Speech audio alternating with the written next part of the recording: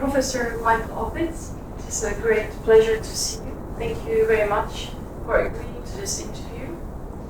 It is a great honor to include you into the Oral History of Tibetan Studies project, Doctor. If I can, I would like to ask you about where you come from, where were you born, how to remember your childhood? Okay, it was not the Himalaya. No, but I was born in the hills in Krokonos, it's called Riesengebirge in German, the mountains of the giants. And of course everyone was making their jokes about it, especially when I was small. Oh, he belongs to the giants, yeah. And I, of course, never believed that, because I wanted to get as big as maybe 175, yeah, and that I reached. Now I'm shrinking. Yes, that was the borderland between Czechoslovakia and Poland, where I was born. My parents came from there. My father also, he studied in Graz, Glasgow, and then later in Breslau, Wrocław. And my parents married in 1921 or 22 in Hamburg, and then they went to Switzerland because he had been in the First World War, working for the International Red Cross, and that's what he did later on as well.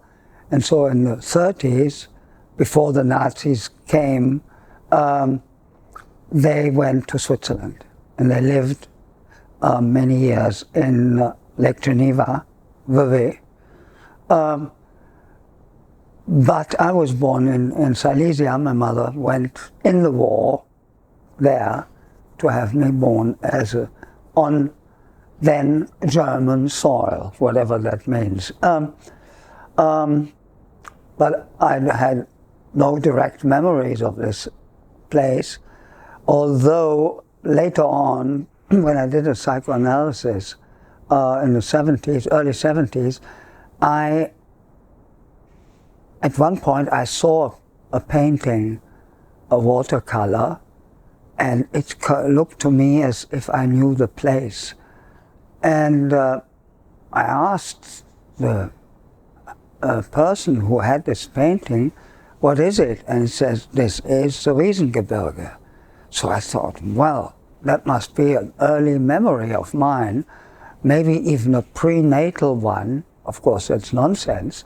So I decided to go immediately there, which I did, and it was complicated because I looked like a hippie at that time, and so they wouldn't let me across the border, in 74 that was.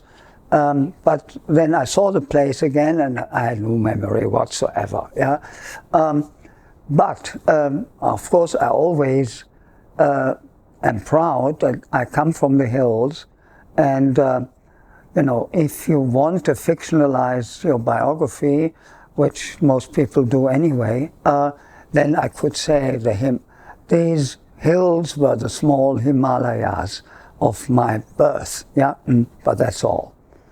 So, well, so much for that. But then I grew up in Cologne. From 49, I went to school, normal school, and then later grammar school, Apostelgymnasium in Cologne. Our most prominent, what do you call them, students there was Konrad Adenauer. He always came, and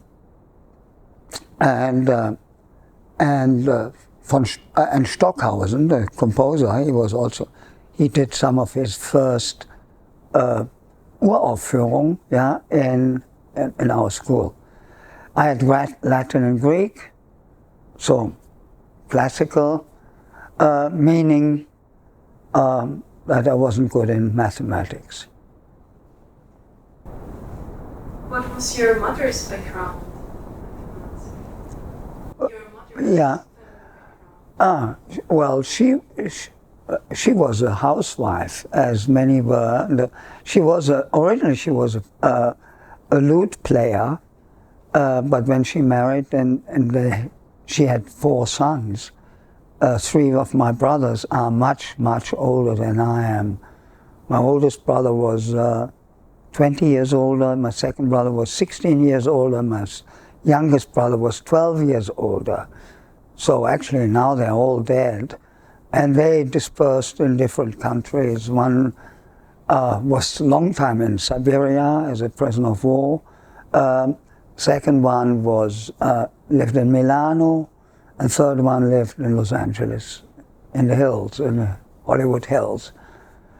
He looked like an actor, like a film star, but unfortunately, I think he was just a chemist. Yeah? What was good about his work was, in Disneyland, he made the snow color of the Matterhorn in Disneyland. So I think that was his artistic contribution to Hollywood. Yeah. Yeah. So my mother was a housewife, a very good cook, international cooking. So we always benefited from this. She was extremely cosmopolitan, and so when I left the home in Cologne, many of my friends used to visit her, and she also hid some of the searched by the police left-wing terrorists. She said that was her motto: who flees has to be hidden. Yeah, that was her motto. And well, she was very much liked by everyone, and so even up to her old age, she was in very good connection with friends of mine. Actually, also, when she was 80, she was 45 when I was born, so when she was 80, she visited me in Nepal, traveling all alone, first to Delhi, and she stayed at Jean Smith's house, walking around the city all on her own. Jean said, "Do you need a Tibetan or some, to go?" No, she said, "I'll find my way." Yeah. And the same thing also in Nepal. I had this fantastic house in Kathmandu, so she stayed there, but all day long, and she would be on her own, and she would also travel around in the country. But she was a mountaineer and a very good skier. She won a bronze medal in skiing in the 30s. Yeah. But, in her old age, she was not skiing anymore. Were both your parents of German origin? Yeah. The surname Yes. was a bit Slavic. Is it German? Yeah. That I don't even... No, it's German. Because one of my ancestors... Well, 2 things. One of my ancestors is Martin Oppitz, and people very often say to me, "I'm Martin." But Martin Oppitz was a 16th, 17th century poet. He was one of my ancestors. And when I visited in the early 70s, my first trip to the East, to East Europe, on the Polish side, we went to a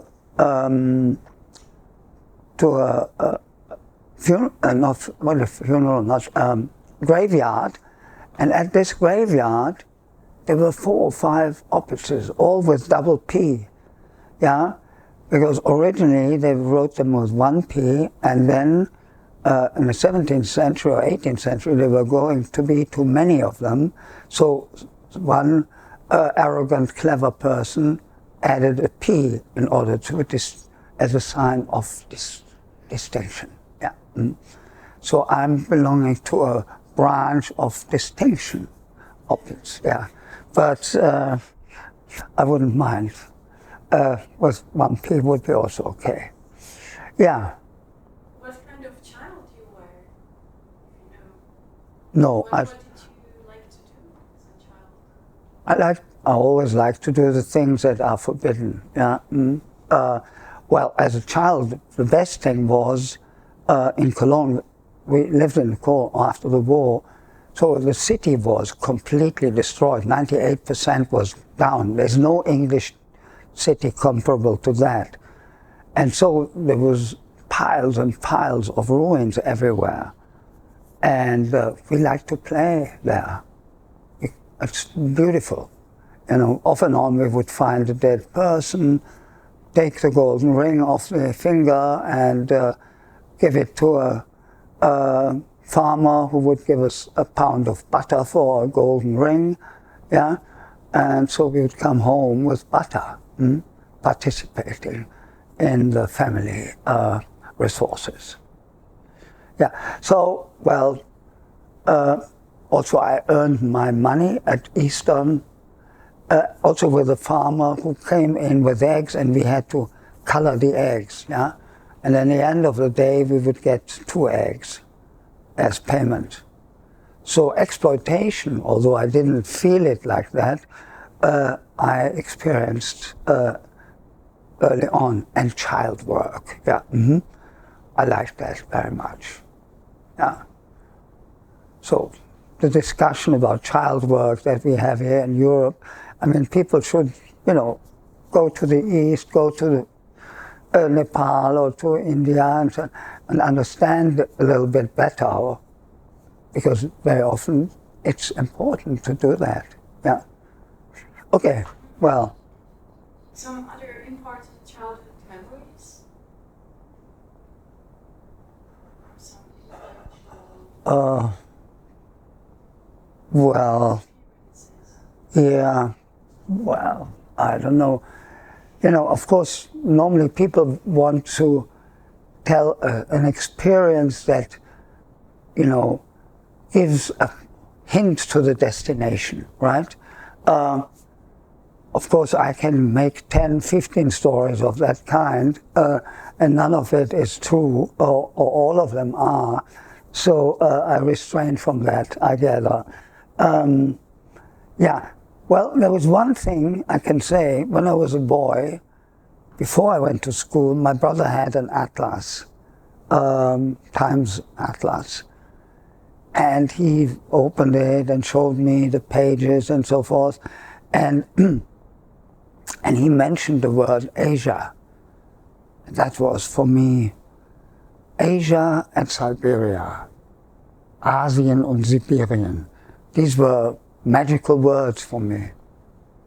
But the Himalaya came only in '53.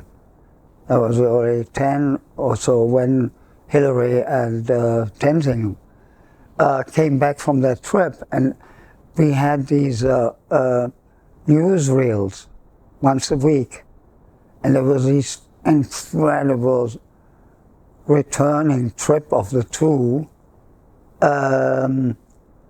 coming back into the valleys, and then we saw these big mountains on top, and then these valleys, and then jumping over rivers or overhanging bridges, and that was an important event for me. And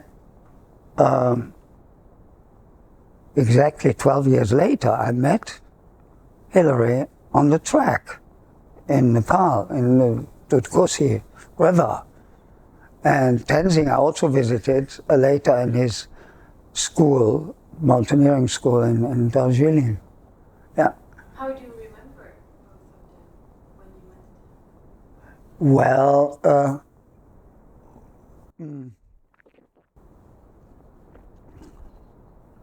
well, I think they were giants in a way, but they behaved very normally, yeah.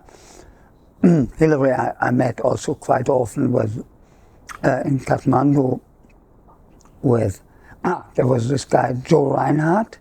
He was a friend of his, yeah. So Joe was a friend of mine. And you know, the one who became famous with the mummy in South America later on. And he worked with small, gigantic, extremely small groups in Nepal, Kusunda and things like that. And he was a good friend of Hillary. And there was this lady in Kathmandu, I forgot her name. She was the friend of all the mountaineers, yeah, and Elizabeth Hawley, yeah, she died last year or 2 years ago. She was really the mother of the mountaineers in a way. So I met, and then when I first met Hillary, that was funny.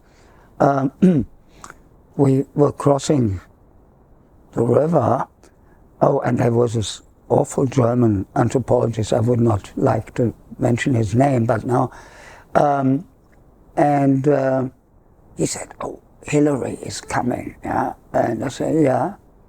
And he said, when I greet him, take some photos of us, okay?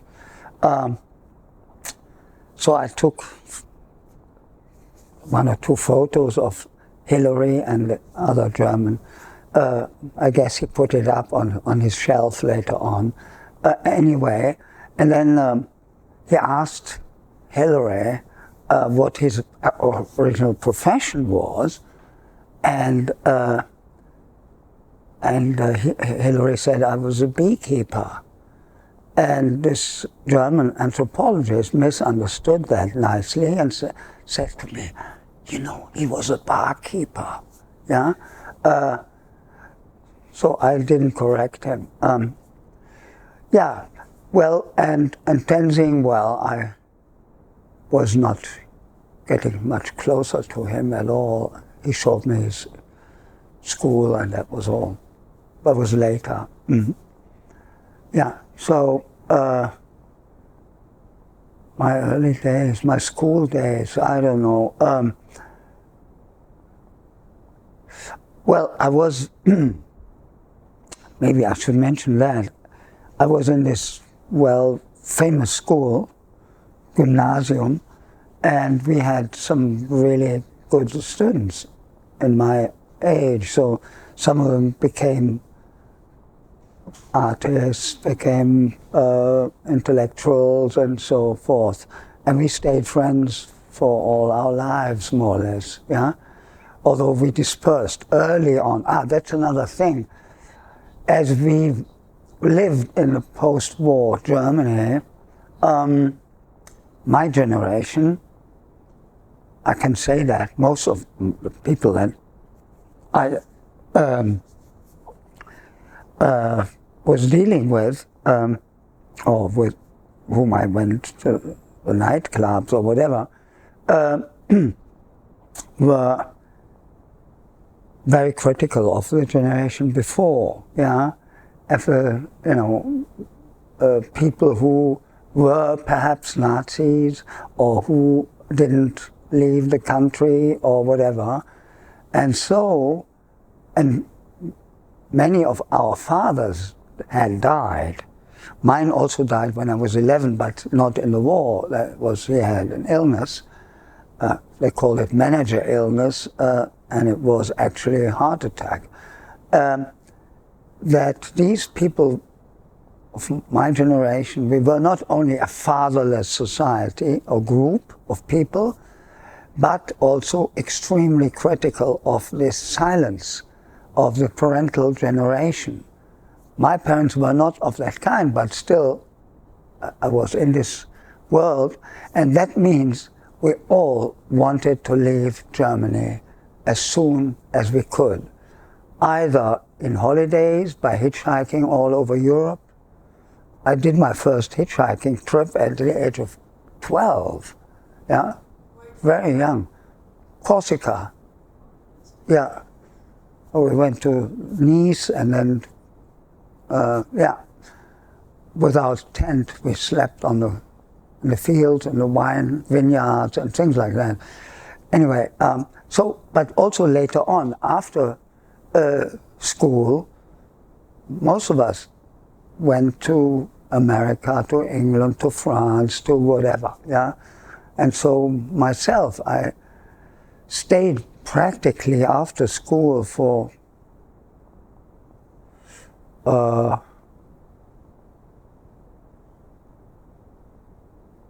25 years, more or less. I didn't live in Germany, yeah, or 30 years, almost 30 years. And only then I had a place here.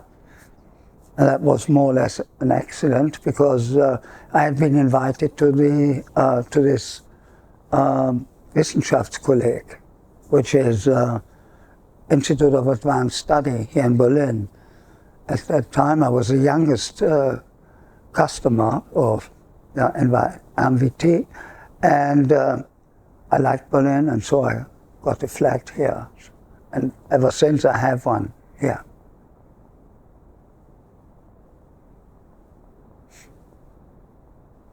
When you were at high school, did you maintain this interest in Asia? Or this intriguing feeling about it? No, I don't think so. I think it really started with another thing in Berkeley, or before, just before. After school, I went to Canada. I immigrated. I couldn't immigrate to the United States because they had a clause. So I went to Canada. I went first to the east, and then I went to the west, to Vancouver Island, because I wanted to be close to the Kwakiutl Indians. That interested me a lot. And then I worked as a lumberjack in the field, in the hills, and when the forest was burning, they kicked us out, several of us who were not in a union, and so I started to work in Vancouver in George V's hotel, and there I had a very important meeting.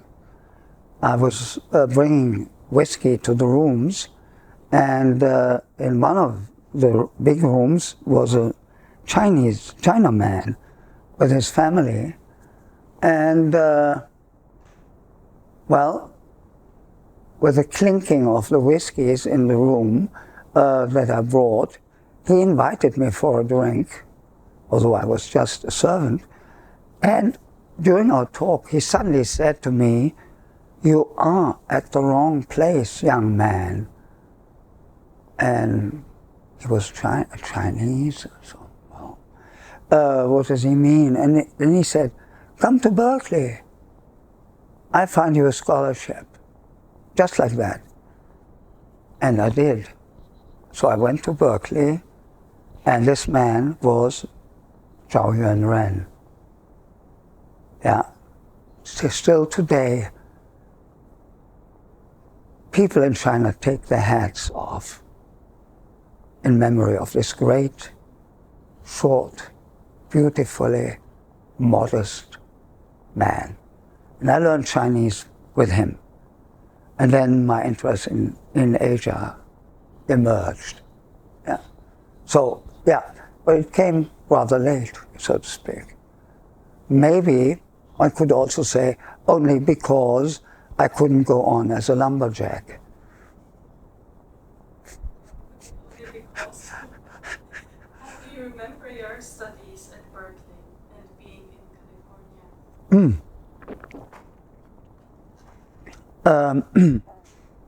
Actually, I wasn't there very long. I stayed a year and a half or so, because that was the length of my scholarship. But mainly I stayed in Big Sur. So my main leg was with the writers of the Beat generation. So I met quite a number of them. I met Kerouac, I met the guy who founded City Lights, yeah.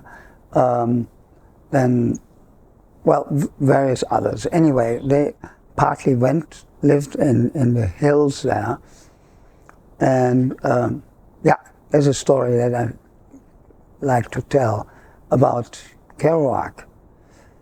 I was invited by a friend to a side valley in Big Sur, and we went up there, and we were in a hut, came to a hut, and there was a man, he smoked opium pipe, and then we talked a little bit, and he said, "Oh, you're learning Chinese, look at my pipe, can you translate? There are 4 letters, 4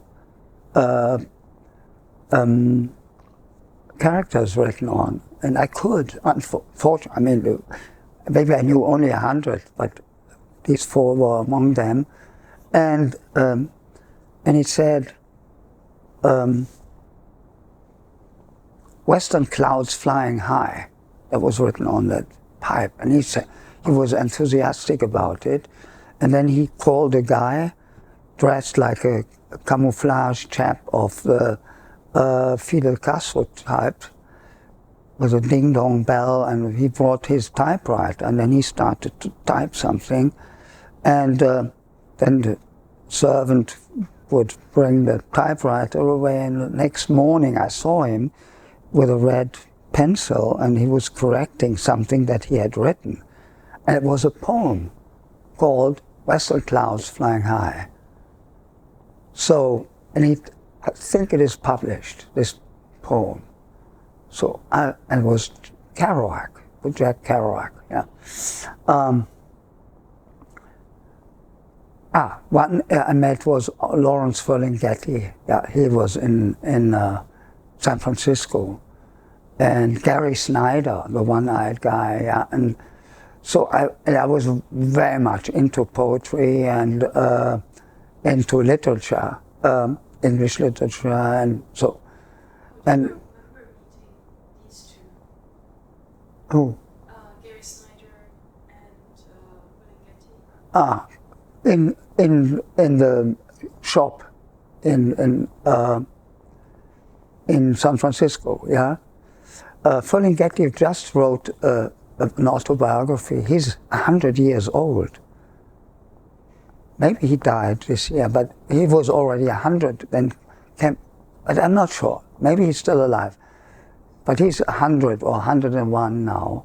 And he, Oh Boy, it's called, or something like that. It's a very nice book. And he describes also the development of this publishing house, which was, I think, the best in the West, yeah? But then I stayed a lot also in Los Angeles, in Hollywood, with my brother, who lived in the hills there.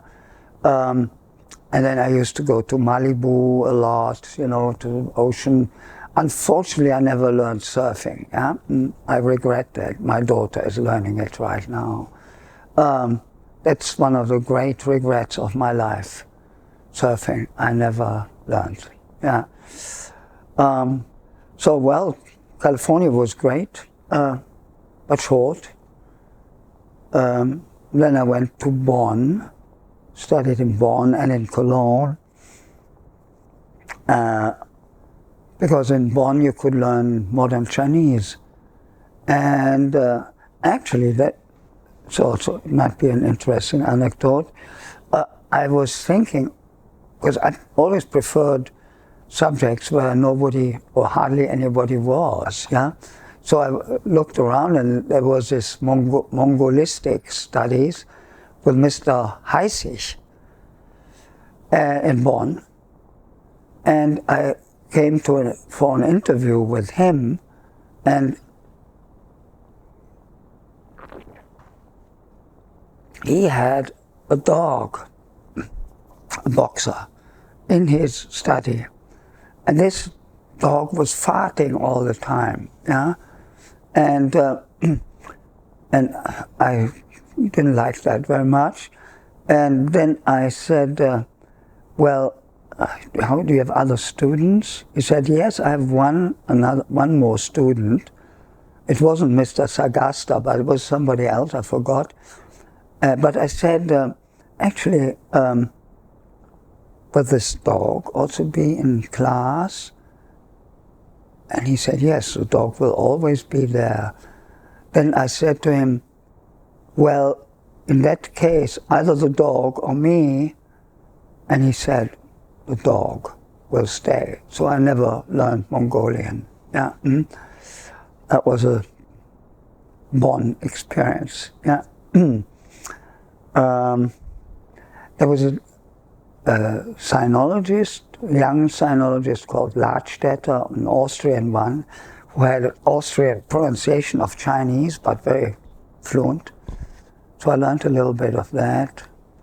And then old classical Chinese teacher called Olbricht, he translated Li Taibo, whom I learned to like very much. And in fact, this poet, Li Taibo, of the Tang poet, some poems were translated into German by or adapted by Günter Eich. And Günter Eich was one of the heroes of my youth. Yeah, I liked his poetry extremely much. And he did the translation of this wonderful poem that I can quote in German.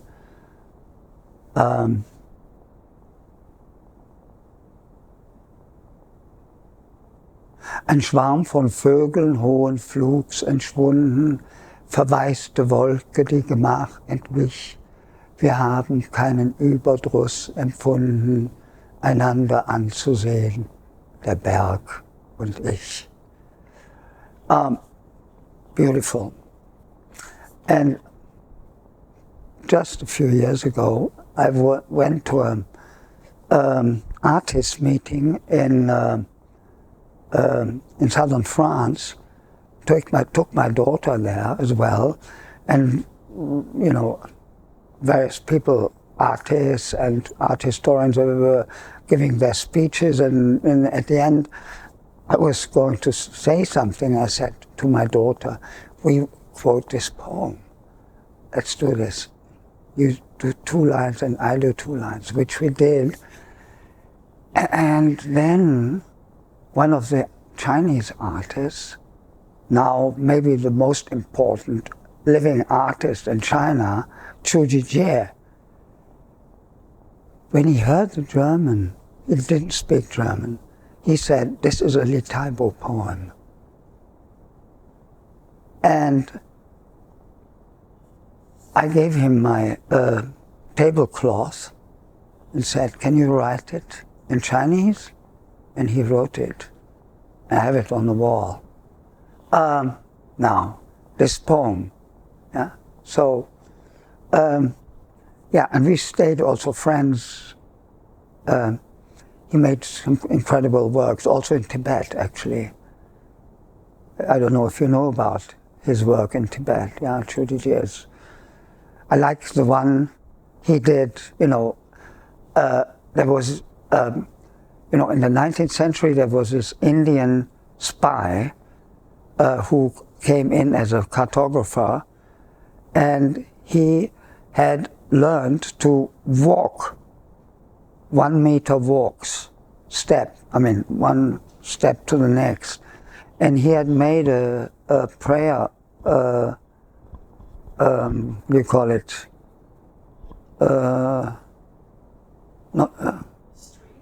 yeah, you know, it was 108. The prayer beads.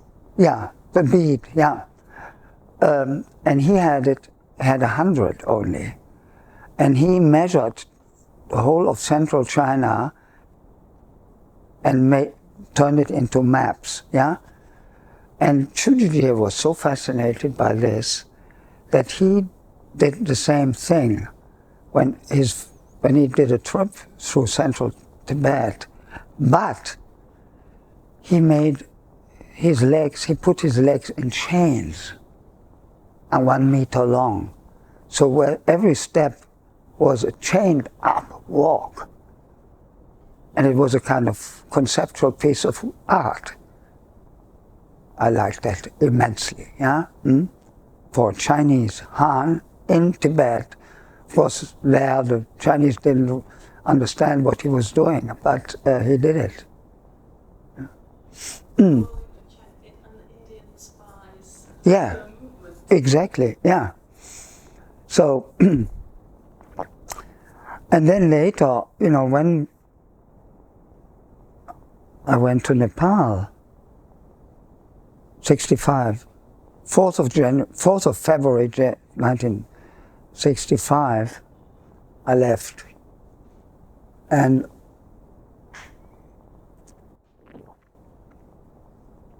at that time you had to fly with KLM to Amsterdam, and then from Amsterdam with many stops in between Cairo, Karachi, and what the heck, to Delhi. And I think it was already then, I don't know if it was already there, no, maybe not. Gene had, when he had his house in Golf Links, yeah?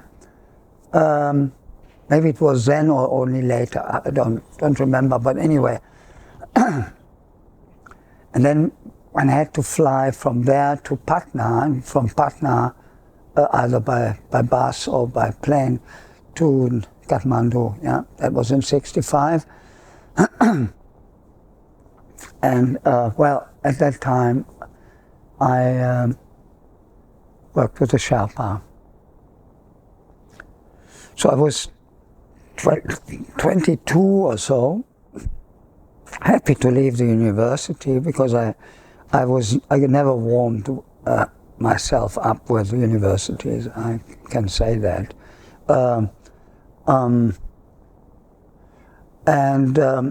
So I actually, this first book that I wrote in German on the clan history of the Sherpa, I was 22 to 25 or so, yeah, quite young.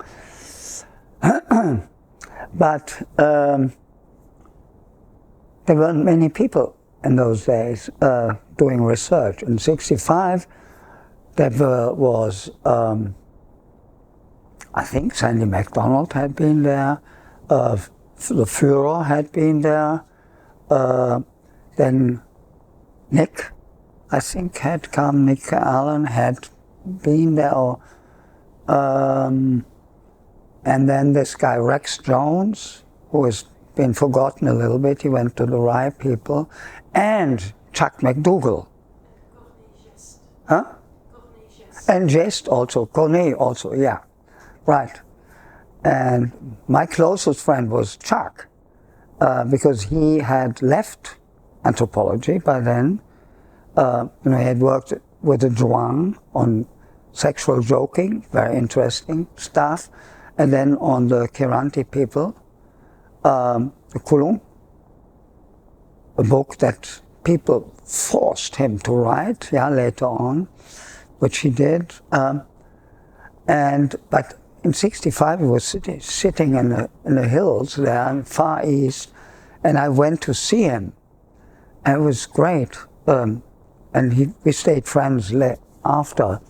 And then he became World Wildlife Fund, and then the tiger expert, and, you know, introducing anthropological research methods on the tiger, yeah, really interesting stuff. Yeah, he was sitting there in his village, and I liked very much the way he was doing ethnography, because he bought all the alcohol that they produced in Cheskam, or Chemshing was called the village, and had it in his house. So in the evening, people would come to his place, to his pub, so to speak, and get pissed, yeah? And so when they were drunk, they would tell stories that in the daytime they wouldn't, yeah? So he got a lot of interesting stuff. And he was, of course, well known for the guy who shot a flying tiger, yeah, because he had his gun with him. He also took his gun to Cologne. When he visited me there later, they didn't want to let him in. He had no luggage, just the gun. And I said, well, this is a famous savior of the animals. He just wants to put his gun to a museum here, so they let him in. But in East Nepal, he had his gun there, and he actually had shot a tiger that was jumping onto him. And he shot it in the air, and it reminded me very much of shooting the elephant of Orwell. It's incredible. The most important colonial story I know, yeah, was written by him in Burma. Yeah. So Chuck was for me the Orwell of my early days in Nepal, because he was also very, he had his talk, his speech was like Hemingway, not a word too much, yeah. So he would always tell stories, very short, very reduced. And then, when he had finished the story, he would repeat it and say, to make a long story short, and then tack, in 5 sentences, the whole thing once again.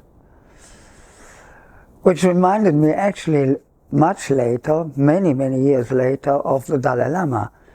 He came quite often to Zurich, to the museum there, because Martin Braun's wife was a good friend of the family, and of course there were Tibetans in Rio, and so he came quite often also to the collection, and I was asked to give an introduction once to the big shots of the university, and I didn't like to do that because, I mean, he was a famous man anyway, and he just had to enter a room.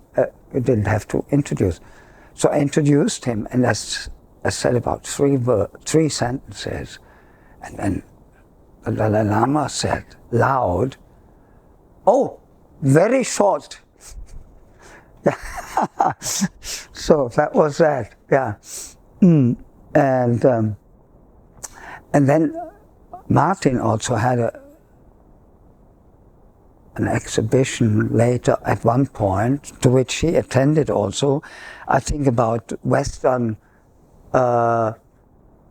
19th century, 20th century visions of people about Tibet. And I had suggested to him to find a pinball machine called Shangri-La, because the iconography was a kind of fictitious Tibet, and on which I had also written an article that Lévi-Strauss published in his journal, and that later was published as a book, and we are now publishing it in China with an added story on Shangri-La, because Shangri-La is Yeltang. Yeah, they named Yeltang or Zhongdian into Shangri-La, and it was all constructed after this famous book, yeah, Lost Horizon. And this pinball machine was also based on this novel, which actually started in Berlin, 1933. Interesting date. The Nazis were just arriving, and the Conway, the main figure of the novel, was sitting in Berlin Tempelhof and was leaving the country and never came back. So it had a kind of political start somehow. And of course it was a dangerous time, and then this guy went into this fictitious monastery in Shangri-La, which is a transformation of Shambhala, of course, and so forth. Anyway, and this pinball machine we had, this pinball machine was also in this exhibition. And Dalai Lama, you know, he likes playing, you know, and whatever. he played with this pinball machine. We have a photo of it, where he plays on the Shangri-La thing, yeah? And another thing was also at that time, later in Zurich, when I worked there, was that I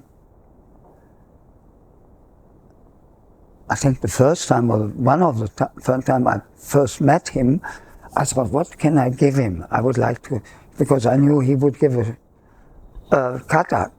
So what can I do? And I heard that he liked to repair watches, yeah?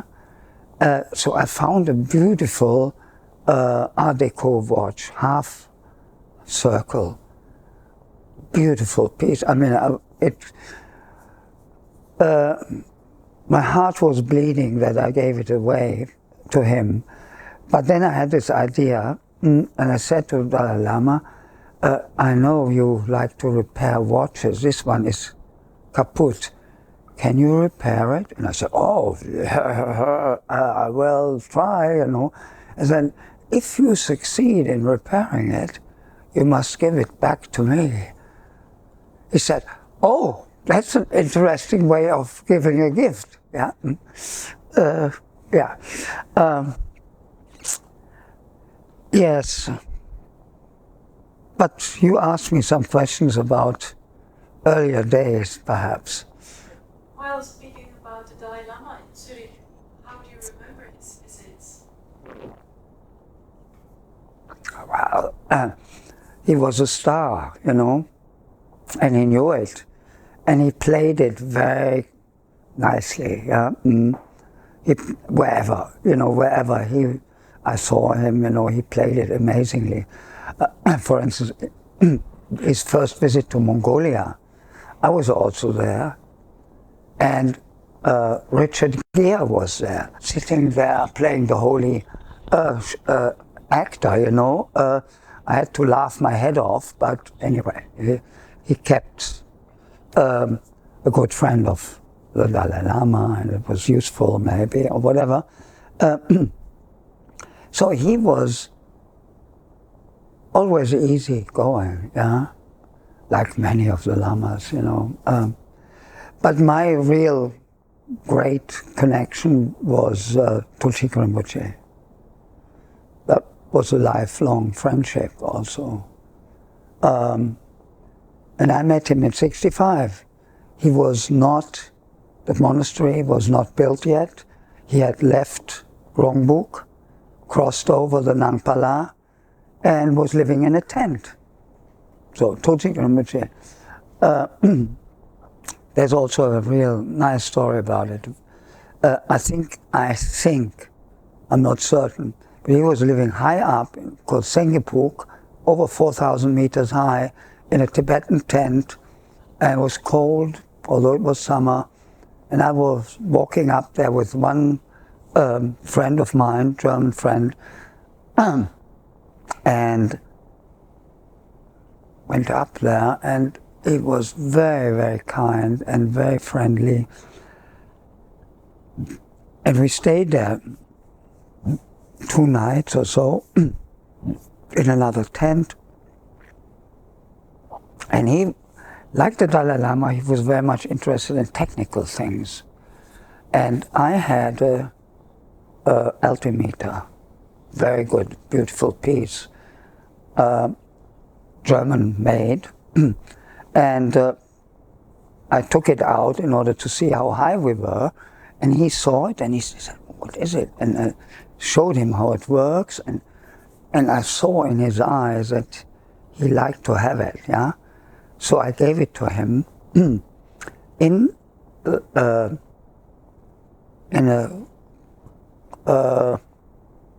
hard paper box, yeah? And whenever I visited him again, the next 30 years, first thing what he would say to his servant was something, and then he came with the altimeter to show me that he still had it.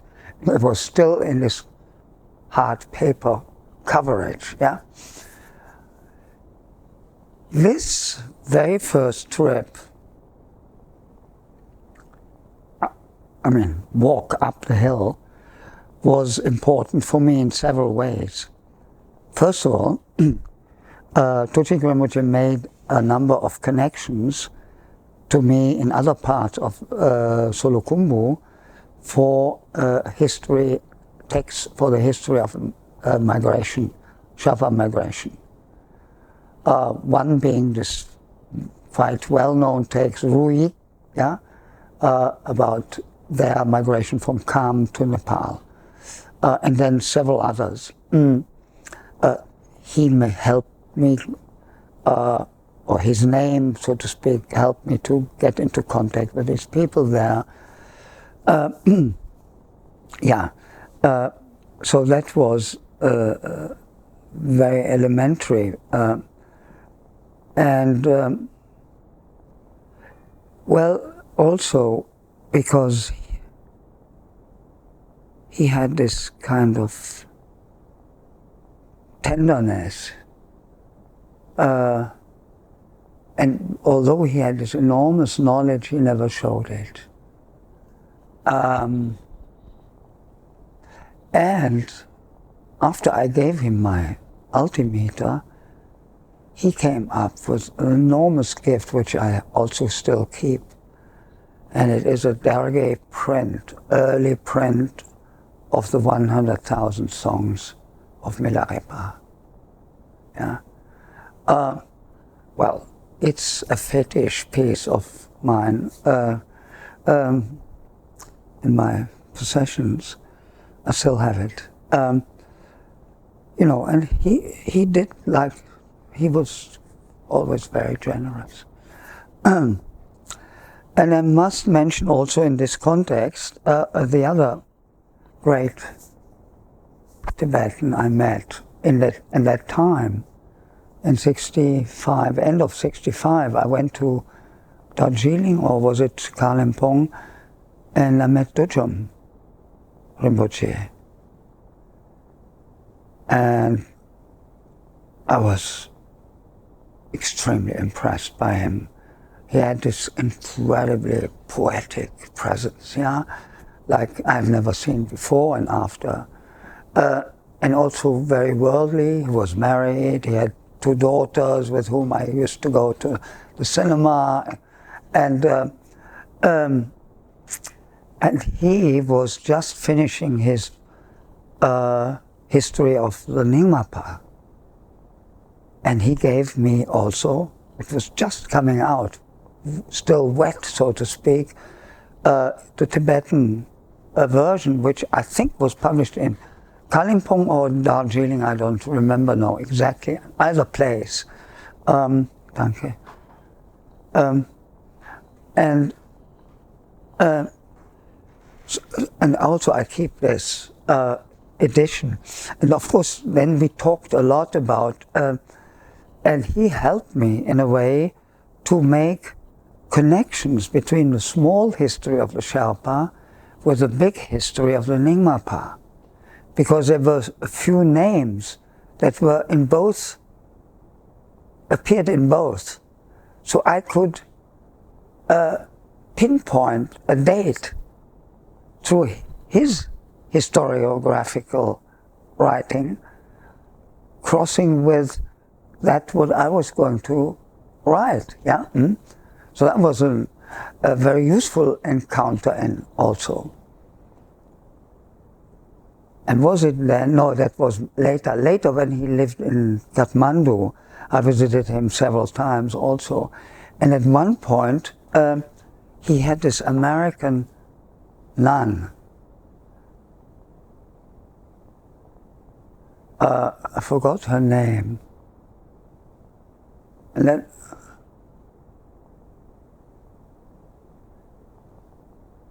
I forgot her name. It's too bad. And then there was also Marilyn Silverstone, also an American nun.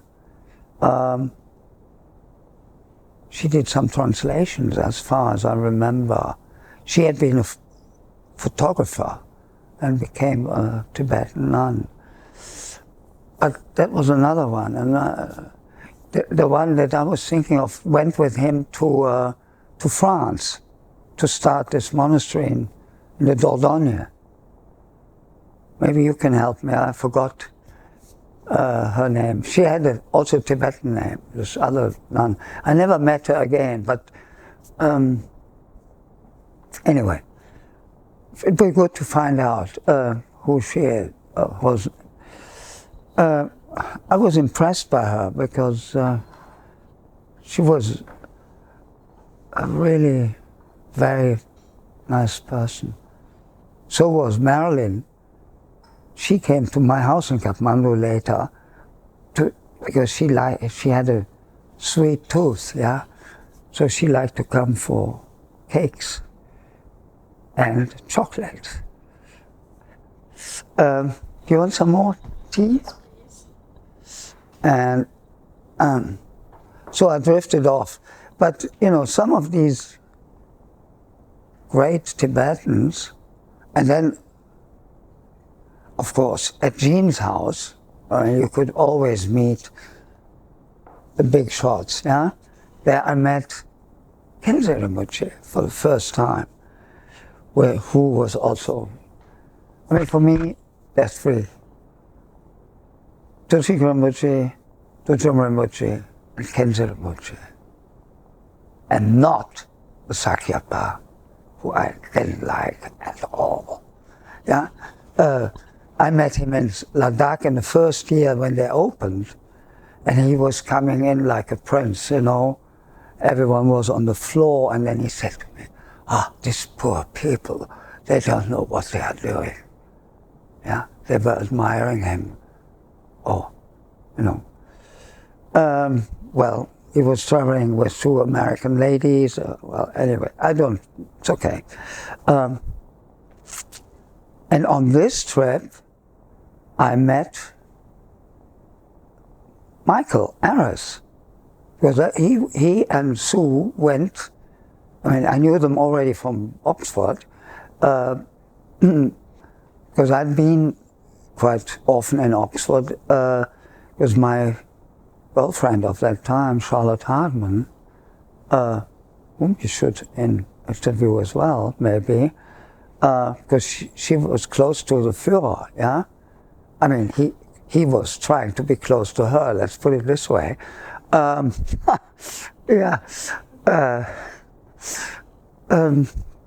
Well, she was, I think, one of the last students of EP, and that was a great man.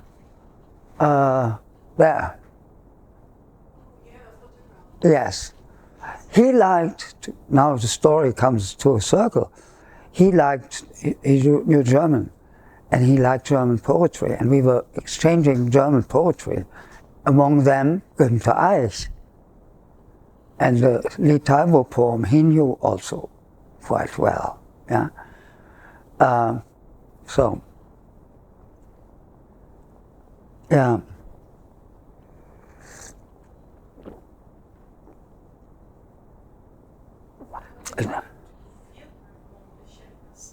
Huh? How did you do fieldwork among the Sherpas? Well, it was not the best type, yeah. I didn't stay for 2 years in the village. I stayed only 8 months. I never learned Tibetan properly, yeah. My Nepali was not magnificent. So I was not too well equipped, yeah, language-wise. That's why I went later again to Nepal to wipe out my miserable ethnography of the Sherpa by a better one, and then I went to the Mara. Yeah. Not that it was much better, but I stayed longer. Yeah.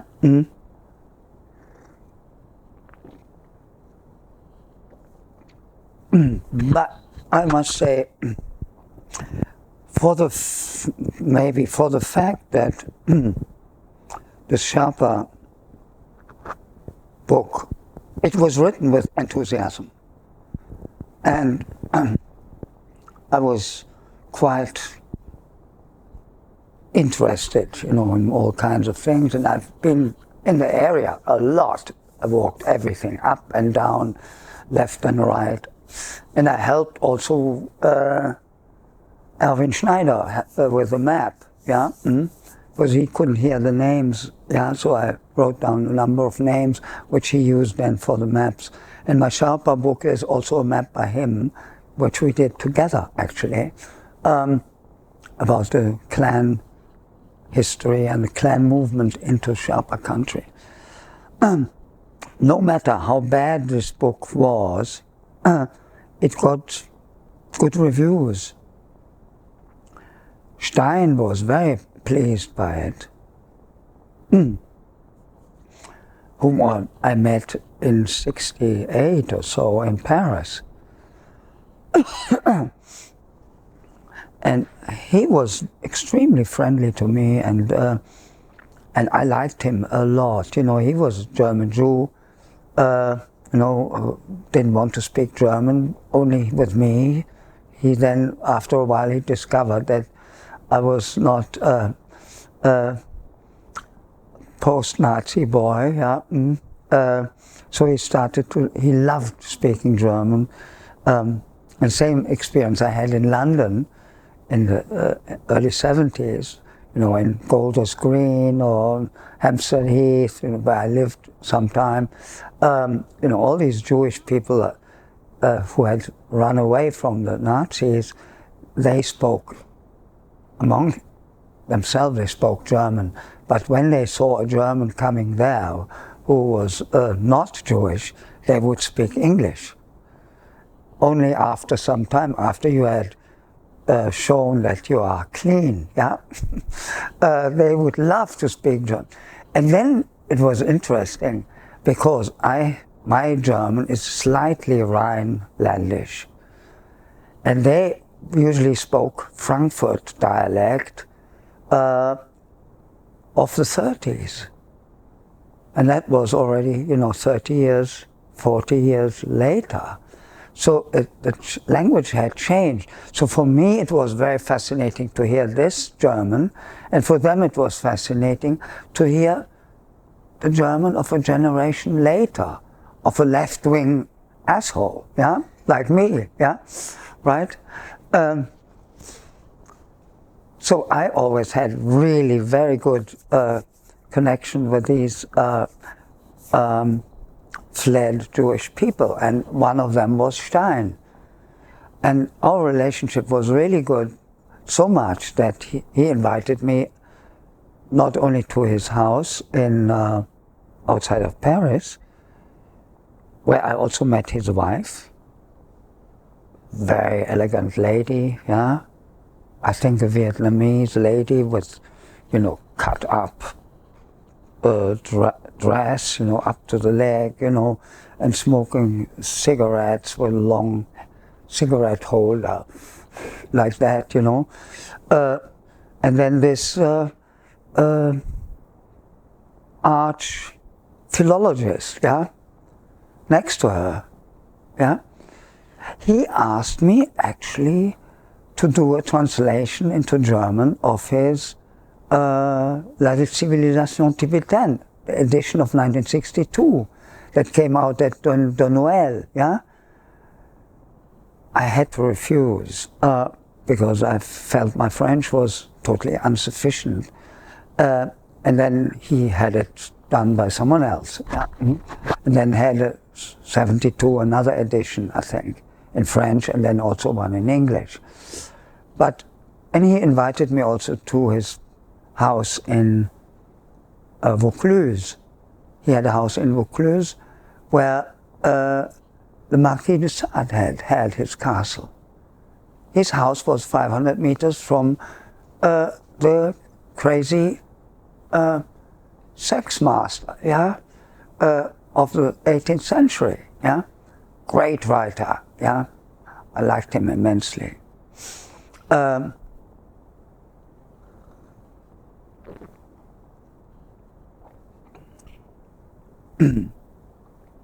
Actually, one of de Sade's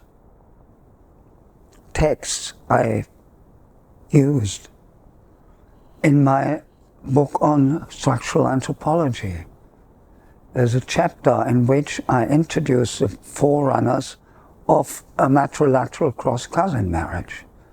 And I said, of course it was nonsense, but I said it, I wrote it even, I said, Marquis de Sade is a precursor of it, because in this fantastic introduction where he shows that France is going down the hill because all the noble people are completely derelict minds, there is a bishop and two noble people, and they want to exchange their daughters to the other one in order to enlarge their lust, yeah, which they do. It's a triangular system, just like matrilateral cross-cousin marriage. And I mentioned that in my book. And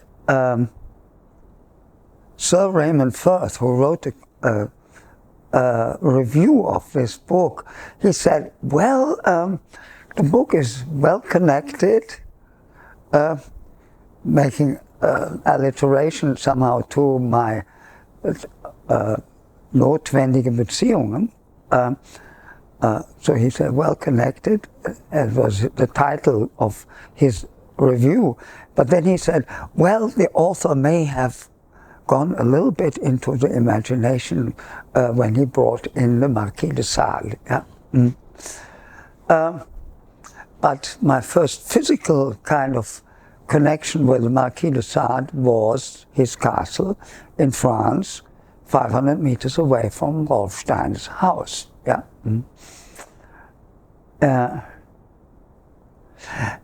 And yeah, first year I went to Ladakh when it opened. Michael Harris and Sue went also, and we traveled on the same bus and up. We met several times. I was not so very close to him. Yeah, he was a bit snobbish. Yeah, and less snobbish, or not. Well, a bit snobbish too, his brother, but less so. He was a warmer person for me, Anthony. But we met there several times, and then we went to this Moravian house, and he found some manuscripts, Tibetan manuscripts, which I'm not sure, but I think he stole them. I think he took them, or he saved them, yeah, probably. Anyway, but then in Ladakh I traveled on my own to the various places. Which year was that? 70, I think 75, I think. Yeah. You see, in between 65, where I went to the Sherpa, and my next trip to Nepal, 76, was a gap of many years, 11 years. I didn't go in between. And I studied structural anthropology very carefully. And I wrote this very, very voluminous book in that time. And you know who introduced me to it? Because I was a total greenhorn when I first went to the Sherpa country. I had no theory, no knowledge about theory at all. Was in the Kulung village of Jack MacDougall. We were talking about marriage systems, you know, in his pub, in his place, in his house, drinking a lot. And then he said, you must read this book called Les structures élémentaires de la parenté. I have a copy of it, and he gave it to me, and I looked at it, and I said, well, I have to study French a bit first, yeah? And that's what I did then. And I got really hooked on that stuff, yeah. That was for me the greatest anthropological revelation, I must say. And so I wrote this book, and it took me 5 years to write it, and then I also got very well acquainted with Lévi-Strauss, and he was very, very friendly to me, and he helped me to get money, and you know. Because at one point I was doing a research, nobody knows about it really, because I never published anything,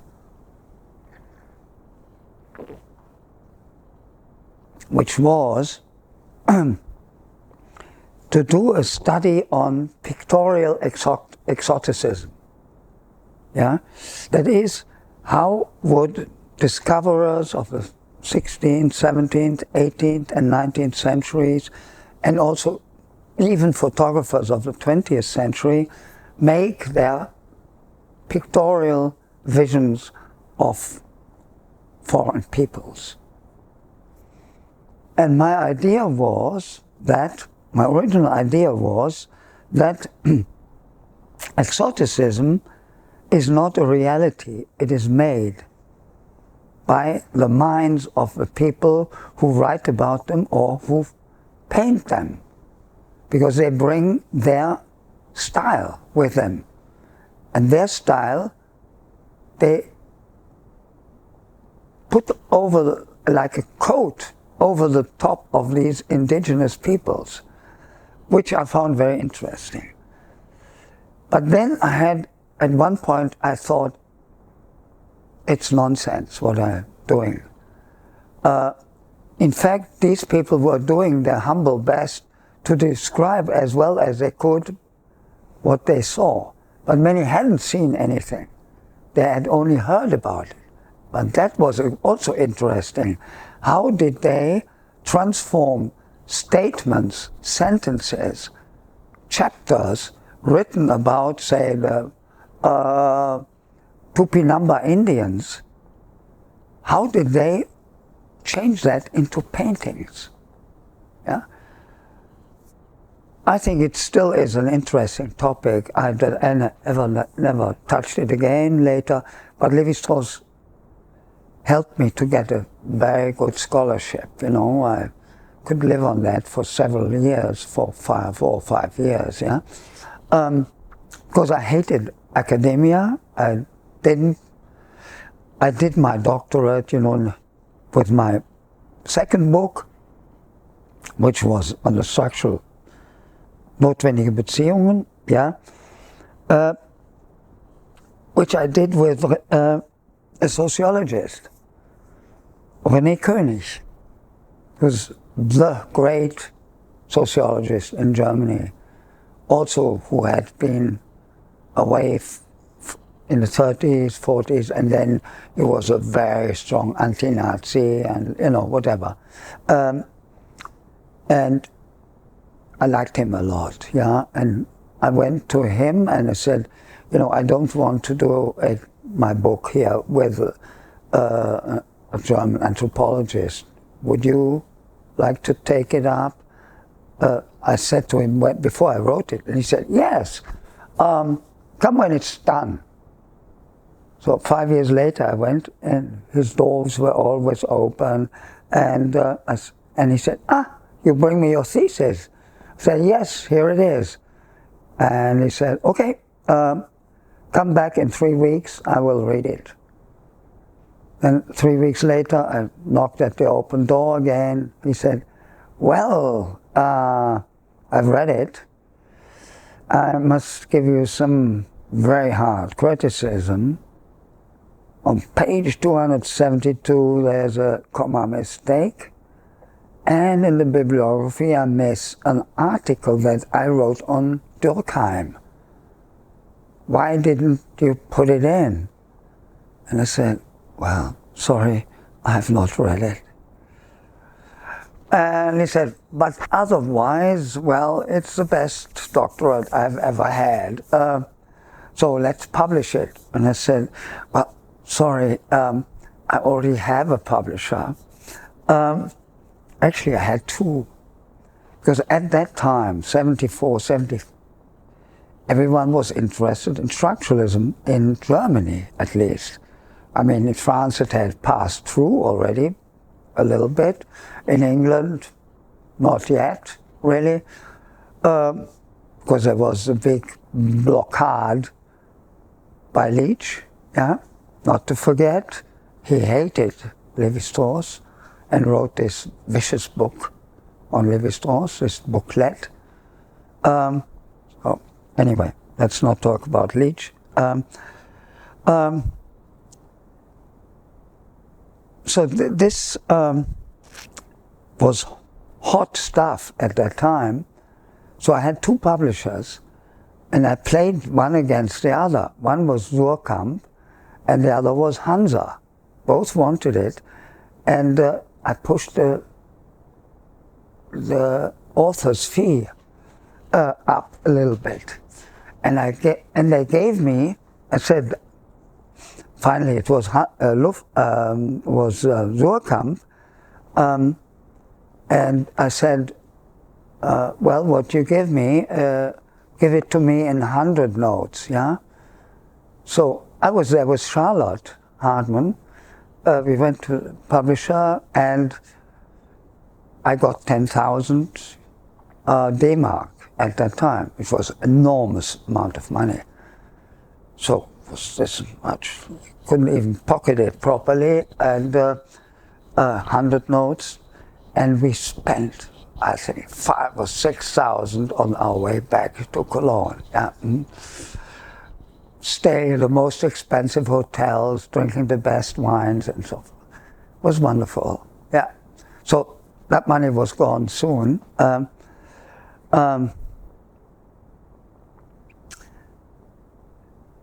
And I didn't make much attempts really to go into university back again or whatever.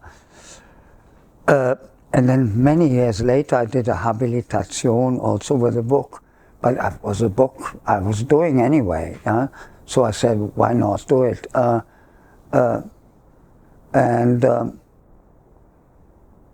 There was this philosopher here in Berlin, Jakob Taubes, Jewish guy, who was very good on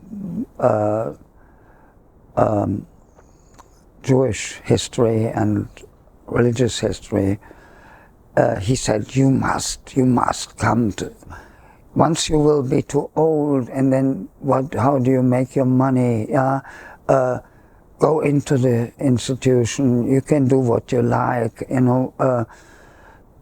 So he arranged that I came to the Wissenschaftskolleg, and he wanted me to become a professor here in Berlin.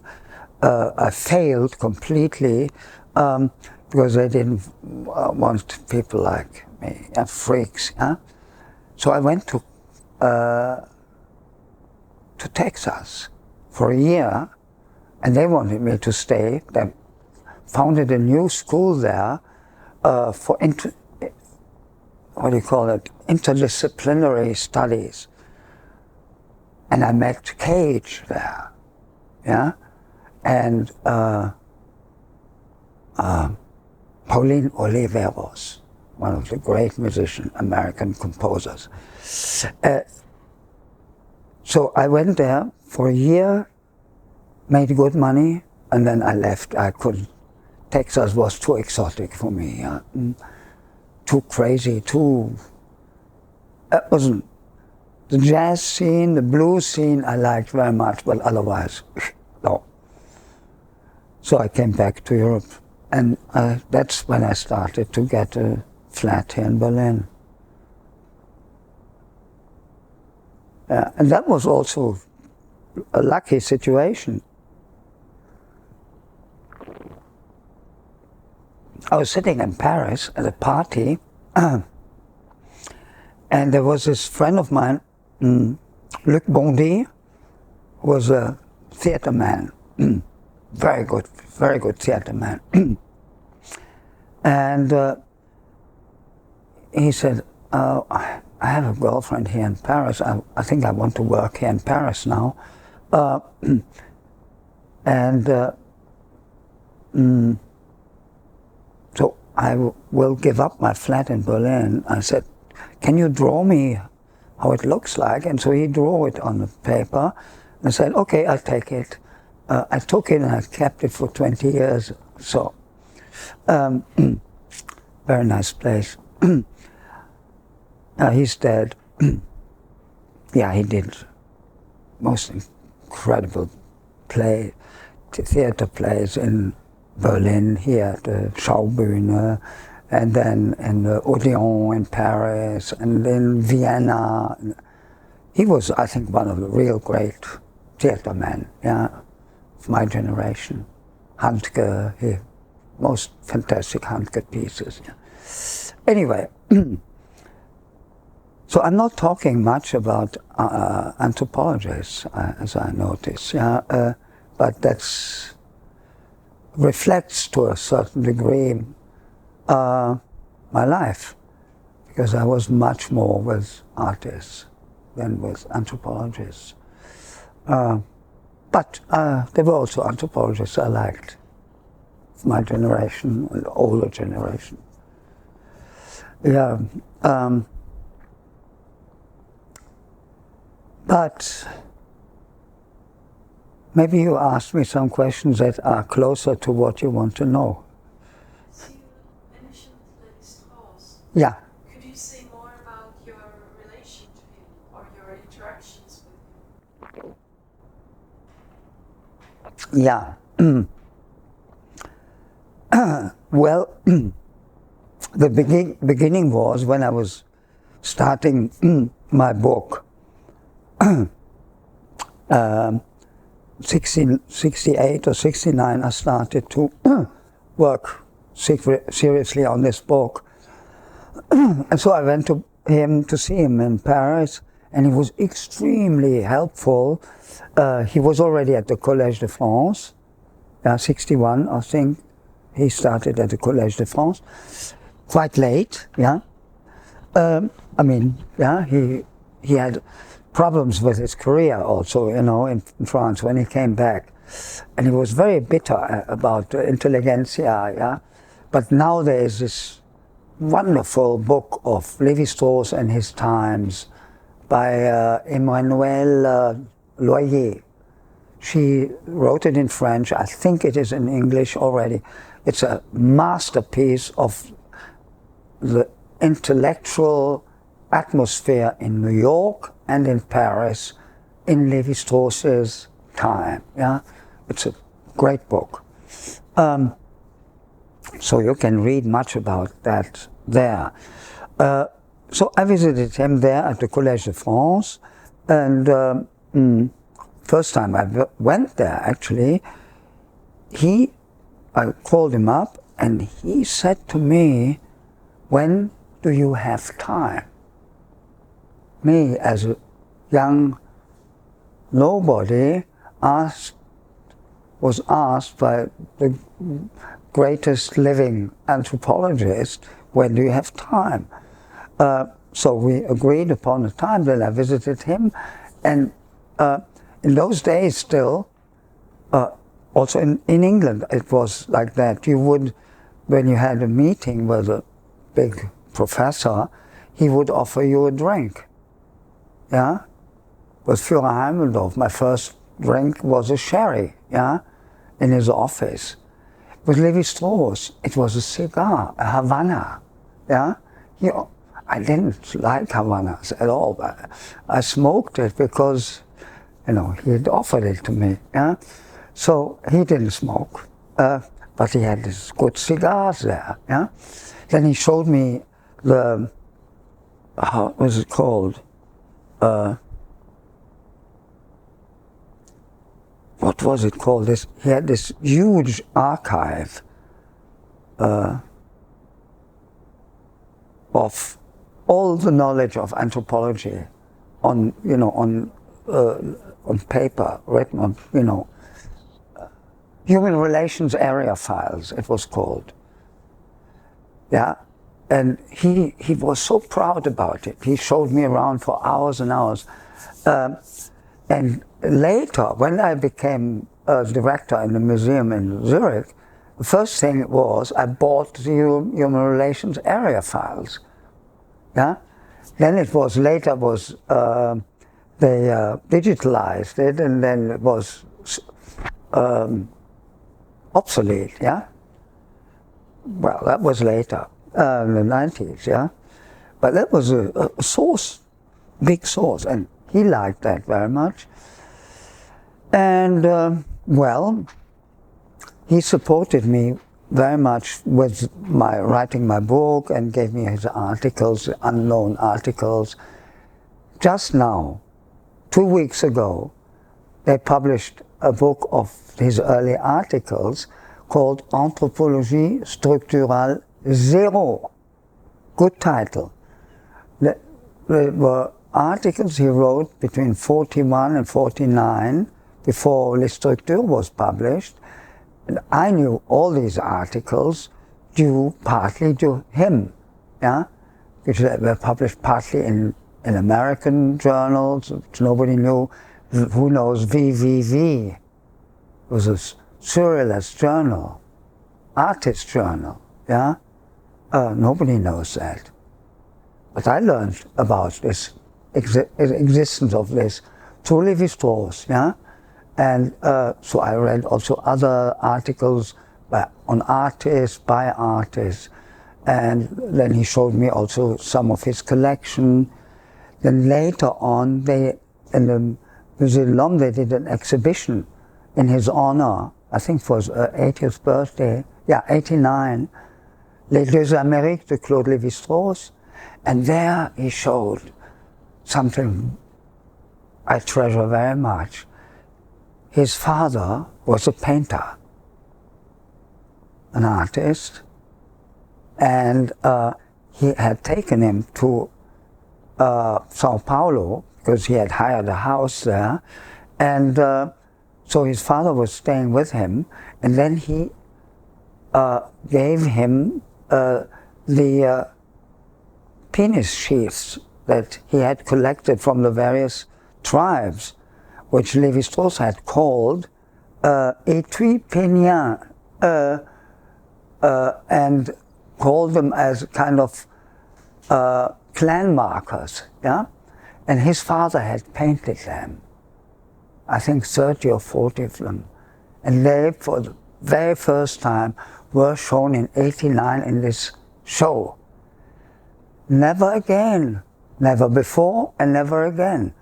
I don't know why. They're beautiful pieces. If I were a collector, I would go to his wife, his widow, and say, would you sell them to me?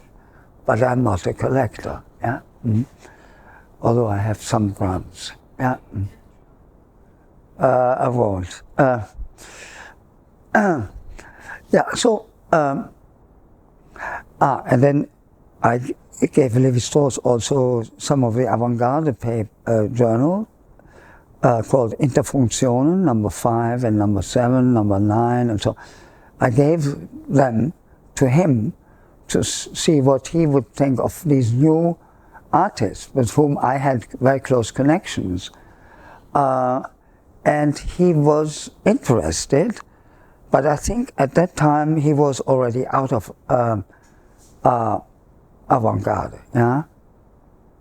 He was interested in 18th, 19th century painters, or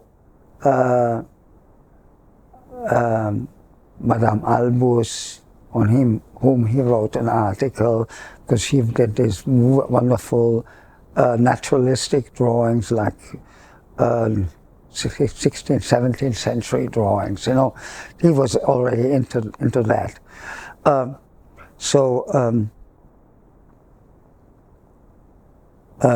No, I think his interest in avant-garde art was not coming back, but avant-garde artists were interested in him, yeah. Mm-hmm. Yeah, that was a very important period of my life, and also a good memory I have of him being always extremely polite, extremely warm, and extremely helpful. So at least twice he wrote totally exaggerated, texts on me, saying that I'm very upcoming anthropologist. But it helped. Yeah, it produced money for me. Yeah. He was right. Was it, well, I don't know. Anyway, of course I keep all these letters. Once I'm dead, I show them around. Yeah.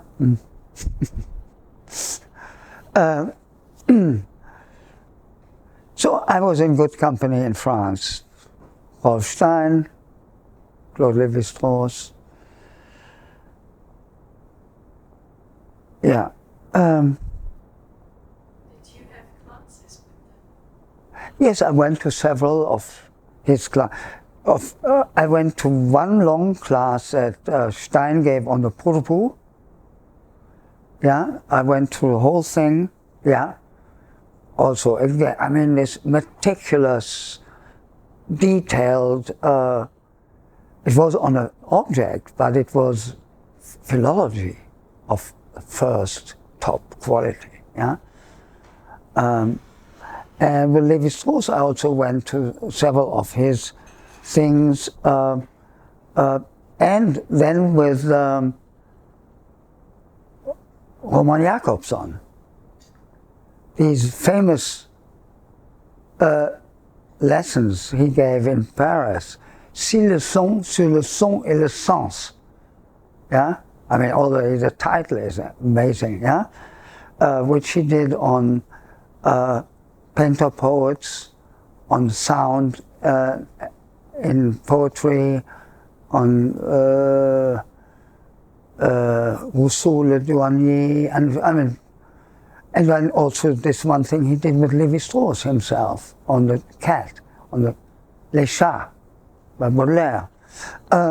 Yeah, all that. I translated some of these things into German. We published them somewhere. I don't know. You know.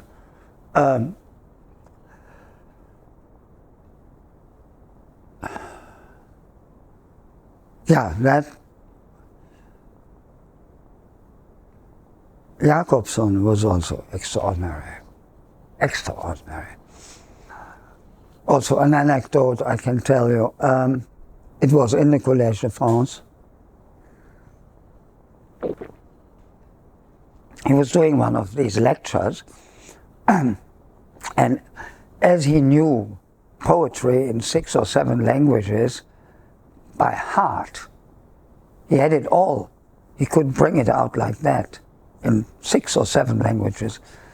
But in this one lecture he was giving, he was doing 3 or 4 languages, you know, quoting poetry, and he was looking up in the corner to bring the poems down, yeah? And I was sitting in row 4 or 5, and just to test him, I looked back and looked up into this corner. And he stopped and he laughed for a second, and it was only him and me who knew what was the case, yeah? And I met him many years later, well, not many, few years later, in Cologne, in the gallery, in the Zwirner gallery, because Zwirner's father had been a linguist and he knew Roman Jakobson, and Jakobson was interested in art, so he went to the Zwirner gallery, and there was a dinner there. And I reminded him of this lecture in Paris and said, you're the one that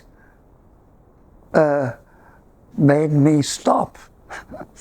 Yeah, I said, yes. So that was funny. Yeah, he's such a genius. Yeah, I mean, one has to be careful with all these terms, yeah? But as far as geniuses is concerned, I met a few. Lévi-Strauss was certainly one. He was one. Jacobson, definitely. Evans-Pritchard was one. And Kerouac was one. And, well, talking about the writers, Burroughs was one. Who did the English voice of my film. And he lived on the Bowery 222, which was at that time, now it's rich people living there, but that was where the bums were living, yeah? And he had a flat there on the second floor, 5 rooms, no window, and a typewriter in each of the rooms. All Burroughs typewriters of his family, yeah? Because Burroughs was a famous typewriter family. And one floor up was Gregory Corso, whom I had met in 1965 in Darjeeling, in Ghum, in the monastery in Ghum. Because he was interested in Buddhism, like some of these, beat writers, Ginsberg, and Kerouac himself, the Dharma bums, he wrote a whole book on them, Burroughs on the side, Kick, but also Gregory Corso, very much so. He was staying in the monastery at that time. And then, I didn't see him long time, and then one day he came to Berlin, to Cologne, and he was by that time he had already made himself well known in New York with his Dial a Poem project, which was he would talk poetry onto recorders, and then you could dial a telephone number, and then you would get a poem. With another key, it depends which poet you could get. And I liked that immensely. So when he was in Cologne, he was invited to the house of Dieter Wellershoff, who was a writer and also an editor, Kiepenheuer. And so they invited him to his house, and I was with another poet, Torvald Proll, who was one of the warehouse igniters, who were doing fire on the warehouse in Frankfurt, one of the 4 guys, and they went into jail then, and all that, in order to protest against the Vietnam War, yeah? They ignited it at night, nobody could be harmed, but still it was crime. But then he was out of the prison, and then we both went to this party, and Torvald or me, I forgot, had this marvelous idea that on the way to this house, we passed a telephone cell, and we both went in and we took it out, yeah, and brought it and gave it to Gregory Corso, and he was totally pleased with this. And then the owner said, "Leave the party, you're out, you can't do that." Imagine that someone, ill person, wants to make a phone call in the cell, and the telephone is gone.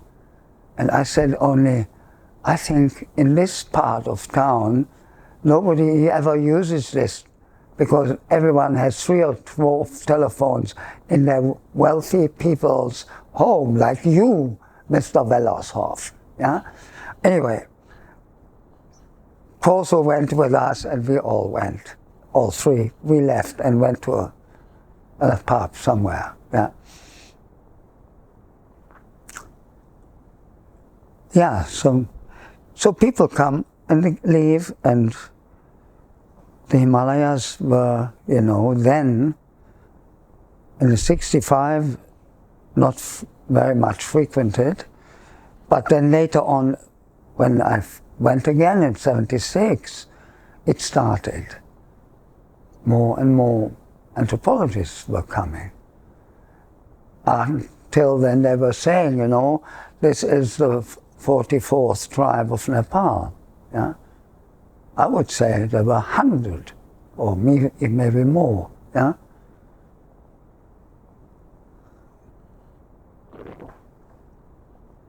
But I think in the long run it didn't harm the people. The anthropologists didn't harm them because they're harmless. And I don't know what's happening right now. There isn't much going on, I guess. Is there? Well, there are some. Yeah. It's very difficult to get to Tibet, as you know. Yeah, So right. still most of current anthropological work on Tibetan cultures, so to speak, or Tibetan-related cultures, is from Nepal and India. Yeah, yeah, Well, very often Tibetan exile communities, yeah. but also local communities. Yeah, when I went in 65, you couldn't go to Tibet. Yeah, You see? but I did, just with 2 legs, you know, over the border. That was funny. I was in Khumbu, and with a friend accompanying me, and we want to go up to the Nangpala and just have a look on the other side. And we were very seriously advised not to do that by the local people. So we didn't. But then few months later, we went up to Rolwaling, and there it was also not possible, but then there was this, the Chinese were already starting to build the road, to the Godari Road, and there were 40,000 Chinese building the road lower down in Barabise or someplace. And I came there and I was very friendly to them, and my little Chinese, you know, I tried to exercise it and say, "Ni hao," and whatever, yeah, and they thought I was a spy or something. And then they wanted to report me to the liaison people they had. By that time, my friend, Nepalese, and myself, had been in the mountains for a long time, so we were fast. So we decided to go into Tibet. And we escaped from those who followed us, and we went up 2 legs into Tibet, and then came back, slowly walking back, and then these people who followed us caught up with us, and we said, "Oh, we just wanted to see a village, you know," and that was it. Yeah. Huh? Yeah. Yeah. Right. And you know, other people like Sandy MacDonald, he didn't go. They would go to Kalimpong and Darjeeling, which was a kind of meeting Tibetans place, and of course Nepal. Yeah, that's why I don't know if he ever did it. He wanted to publish a book, Voyage autour du Tibet, trips around Tibet, which would have been actually quite a correct title. Yeah, I don't know if he did it. He died, you know, he died last year, or 2 years ago. I have not seen him again. Yeah, he was a good friend of mine as well. Sandy, I liked him immensely. For he was such an incorrect guy. Yeah? But he was in academia in Paris. He disliked it. But he had few good people around him. How do you remember him as a person?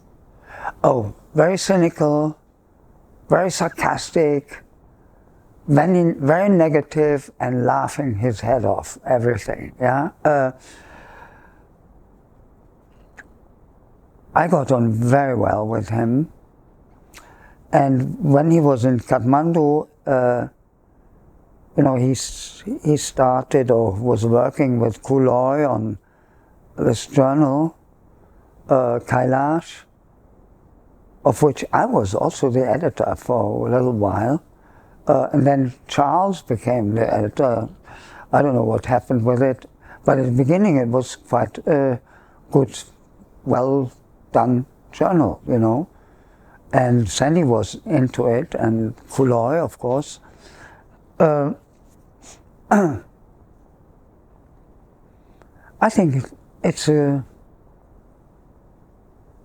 good journal. It was a good journal for quite a while. You mentioned you were visiting Oxford in the late 60s Mm. and early 70s. Mm. How do you remember the scene there and meeting Evans-Pritchard? Yeah. Well, Evans-Pritchard had one student, Roberta Hunter Henderson. I don't know if you have heard her name. She was a feminist of the first order. She founded, in fact, a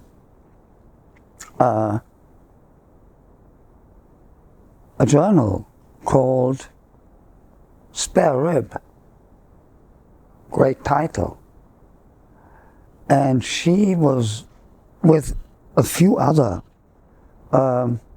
ladies. They had a very good, huge flat in near Victoria Station, Pimlico, in Pimlico. And, well, I had an affair with her for a while, and I liked her very much. She was writing, with EP, she was writing a thesis on the trout, the pub there. She was working in the pub. And I don't know if she ever finished it or whatever, because later she disappeared with a gypsy. Yeah? And so I lost contact, and I don't know what happened. Is she still alive or not? I don't know. Yeah? But she was on good terms with Evans-Pritchard, but so was Charlotte. And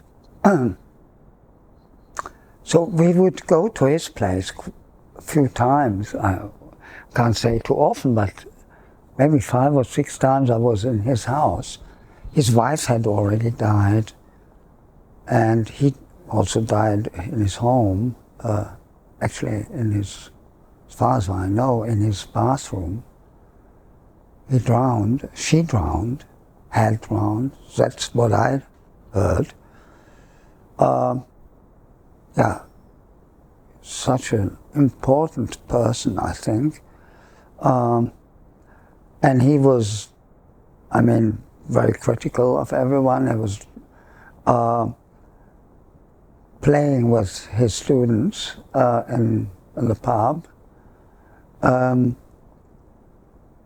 And Needham was there, Rodney, yeah, about whom he was also making his jokes. But I think Rodney was a very good structuralist, yeah. Structure and Sentiment was his first book, very good book, I think, yeah.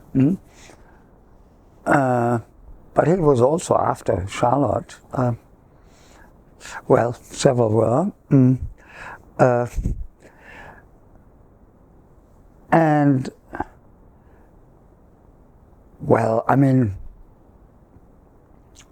she had a very nice place in Oxford, So I would stay with him, but mainly I was living actually in London,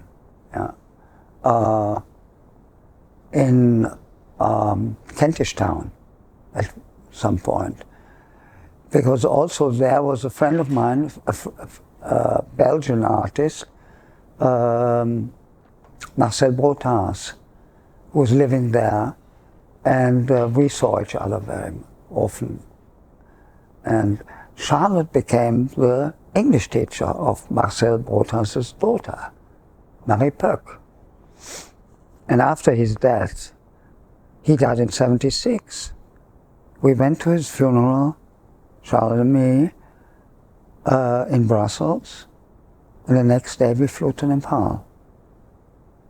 And then stayed there for years, in this wonderful house in Naxal, which was a Rana building. I don't know if I've heard of it or lived at it or seen it, which was later on, when we left, taken by Barbara Adams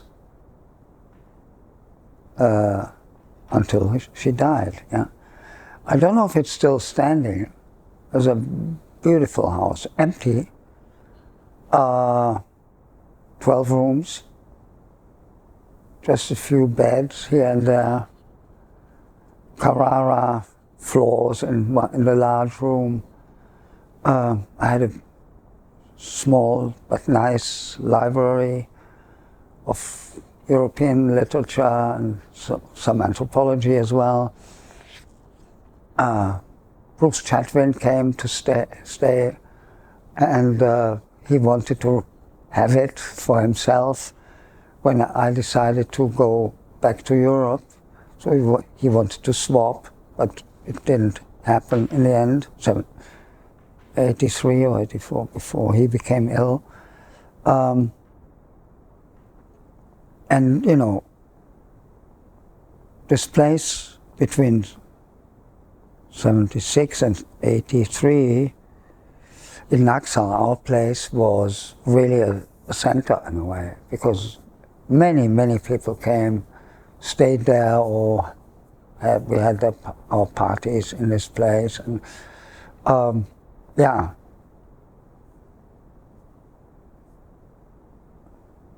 Sandy stayed there a few times. Well, anyway, many people came. And that was the time, you know, when one after the other, you know, people came to stay at this house and then did their research in the mountains here and there, or in other parts of the valley, you know. With Nevas also, you know, packed up for all kinds of places. Yeah, Corneille also came, Corneille Jest, yeah. How do you remember? Well, actually also I liked him a lot. You know, he had been in Dolpo and written a very nice photographic book.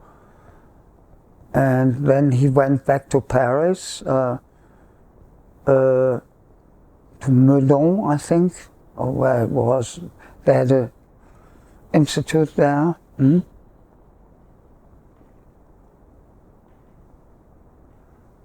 He died also.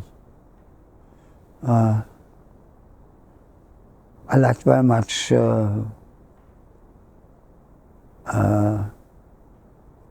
Gaboriau's work, yeah, very interesting.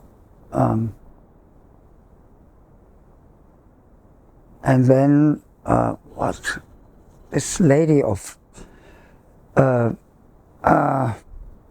Helfer, you know, she was a musicologist, and she wrote a very good book on Tibetan musicology. She also has drums. Yeah, yes, right. And she'd worked with Sandy for a while, And then when she was, I visited her several times in her house in Paris. She was married to a famous pianist. I think she's still alive, I don't know. She is. She must be 90, over 90. 94, yeah. I liked her very much also. Would you ask about Bonn and Cologne or whatever? In Germany, there isn't much to say from my side. They had a good department of sinology, and I think Pema was there, a young Tibetan at that time. Well, I was connected with Olbricht, who was a sinologist and did translations, quite nice, extremely modest and unnoticeable gentleman. And here in Cologne, there was Speiser, the art historian, and he was quite a number, yeah, because he always came to class with originals, rolled up Chinese paintings, and then he used a device to hang up maps, and he hung the scrolls there, you know, I mean, 16th, 17th century scrolls, and he treated them like 20th century maps. And then he rolled them back, and he was very good. He had never anything written down, or he just talked, yeah. And then he also received students in his house, and which was not the absolutely common way at that time. So, yeah. And Günther de Bon was another sinologist, also a good translator, I would say, from the Chinese to German in literature. And yeah, and in Bonn there was Ladstätter, an Austrian guy who spoke very well Chinese.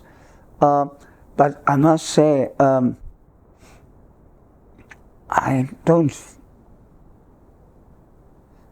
don't have really deep or serious impressions that I got here. Yeah? Maybe because the Rhineland was the place I had gone away from, escaped from, and so again I stayed only rather short time after my American encounters, and maybe two years or 3 years maximum, and then I went away. And also here in the Rhineland I met with a new avant-garde artist scene, so I wasn't with scholars, you know, and much, or with academic or Orientalists or whatever. Yeah, so this is not very bringing us anywhere. Mm-hmm. How did the classes look like? Was it language classes? Or? Yeah, language classes in the first place, and then also some translation sittings, I would say, you know. There would be, Olbricht did that, he would give us a Chinese poem, and we could look at it and look up the words and so for ourselves, and then he would go through various translations that were made and see which one was good in this line, which one was good in that line, which one was overall kept the aura of the poem or something like that. That I liked, actually, yeah.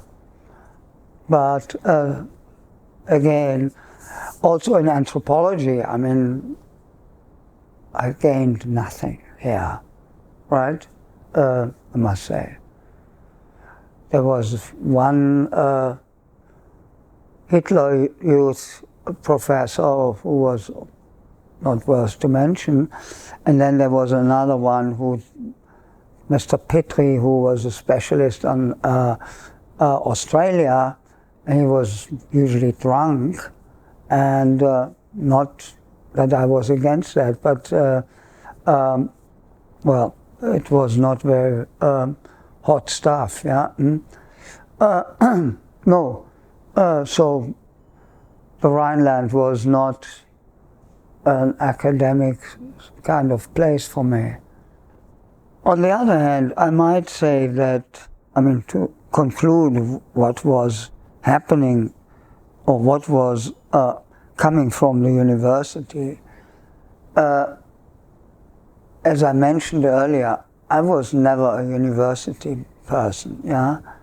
Even though later on I was teaching in a university, or in universities, also in America, also in Paris, and but no, I think my main inspirational sources was reality, that is the Himalayas. That was the most important thing for me, and some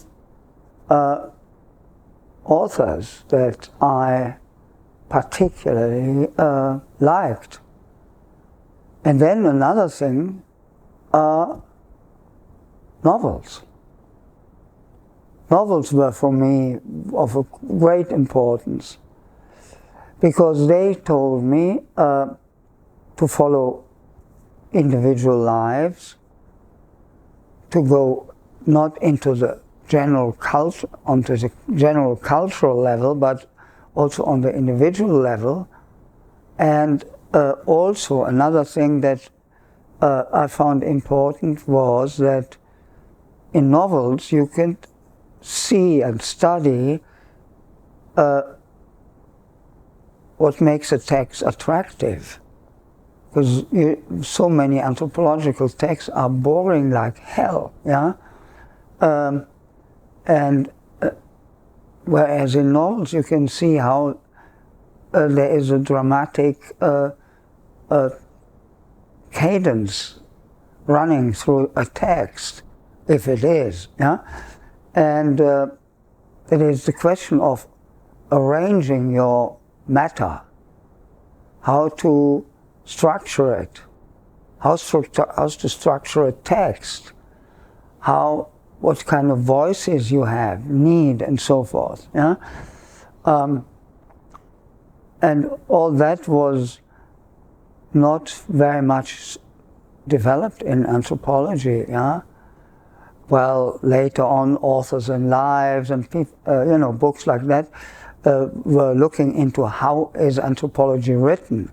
The Sad and the Unsaid, and Tyler, and I mean these things were of course playing a role in the late 60s, in the 70s especially, but the best thing was to learn right from novels.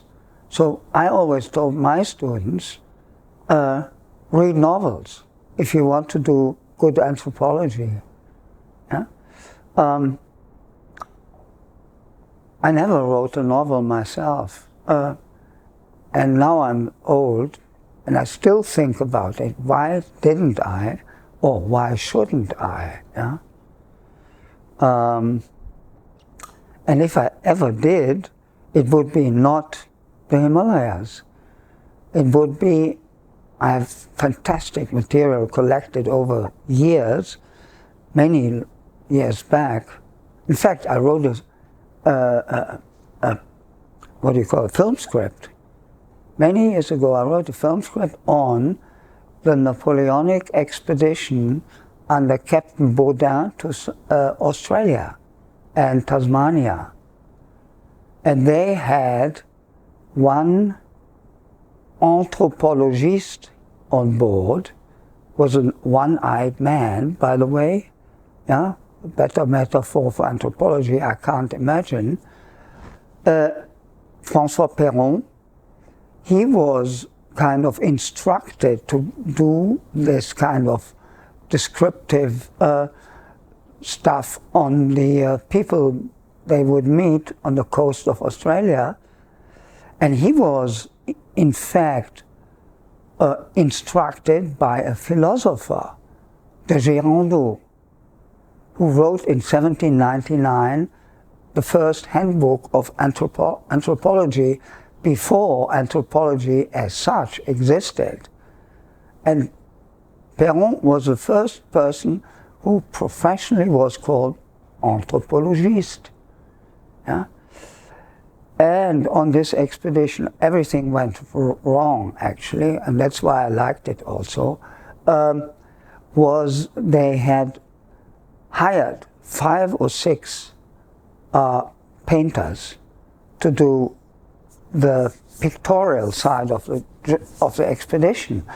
And all of them, you know, they were kind of fine, Parisian, well-dressed gentlemen, and for them, they realized soon that a trip like this was not for them, so they got off board before they even reached Australia. And one of them gave his drawing stuff to a sailor and another sailor. And these sailors saved the expedition, pictorially speaking. They did wonderful work. Yeah? And so I was very much interested in this drama of, how should I say, unlucky anthropological enterprise, yeah? Failure, grand failure, yeah? I think that was very good. And actually, de Girandot, who had written this, there was an English version of it, and the foreword was by Evans-Pritchard. So he had seen that this is very interesting. And for the whole expedition, all the big scholars of Paris were behind it, yeah? All from the Natural History Museum, and, you know, big types. So they were supporting it. And then Napoleon lost his interest. He gave the money, lost his interest. They started in 1800, came back in 1804. Half of the crew was dead. And then Josephine, she supported the thing. She was interested. And this one-eyed anthropologist, he brought her a black swan, which was running, and they still have them, in Malmaison, her place near Paris. Yeah? You know, Napoleon gave her a chateau, yeah? For the, not the, well, divorce maybe. So he was generous with her, and she lived a very fine, arty life and met these people there. So that was, you know, the relationship between anthropology and literature in a way. Yeah? That has always somehow interested. And of course we have people now who come from anthropology and then move into fiction. I don't know if anyone goes in the opposite direction. I don't know if you have an example in mind. Yeah, but again, I never did anything. Finally, I mean, I never published anything. This film script was financed by the guy who ran, what was it called, Notting Hill Gate Cinema, the owner. He gave us quite a bit of money, Charlotte and myself, yeah. So it's there. I have a manuscript of it, but I don't think it's good enough. But I did a lot of work on that. Very attractive. Also, what I liked very much was, again, you know, this is a literary kind of idea. Normally, people were thinking that the sailors, the normal people on boats, on these discovery boats, couldn't read and write. Wrong. Most of them could read and write, and they did write their own personal diaries in order to save their minds, in order not to go crazy with the captain or with the dangers and with the hardships and so forth. So they would write down. And you know, on a ship where, say, with 40, 50 sailors, at night you could hear the scribbling of the diary pencils. And everyone was, of course, as it was diaries, they were write about the same thing. But everyone would say something completely different. Yeah? So this kind of prismatic writing, as later was developed by Lawrence Durrell in his Alexandria Quartet, was preceded by 120 years on this Napoleonic ship. Yeah? Of course, never published. I found them in Le Havre, I found them in the archives of the Navy in Paris and various places, you know. You really had to dig, yeah? And that was a kind of research I liked a lot, yeah? And Lévi-Strauss, he helped me a lot. He wrote me a general entry, so I could go to any of these libraries, yeah. Mm-hmm. Could we return to your fieldwork, as we don't have that much time? Yeah. You did fieldwork in very different, well, similar but different environments, Sherpas, Magars, Nashis, and the Chiang. We spoke about the Sherpas, but we haven't spoken about the other three field signs. Yeah. Fieldwork. Mm. Could you say something about them, and also how Yeah. have you been choosing these ethnic groups and signs, Mm. or how were Yeah. your research interests throughout your life developing? Because you have worked on a very spectacular array of topics: Yeah. ship, music, history, migration, Mm. religion, ritual. So how have your mind been navigating, Yeah. developing this interest, and Yeah. along with that also the science and Yeah. ethnic groups? I think I wasn't navigating at all. Yeah, I was just driven from topic to topic and back again. Yeah. Now, as far as the Magar is concerned, which are the people I studied best and also the longest, and I'm still at it. Yeah, with the oral stuff. Yeah,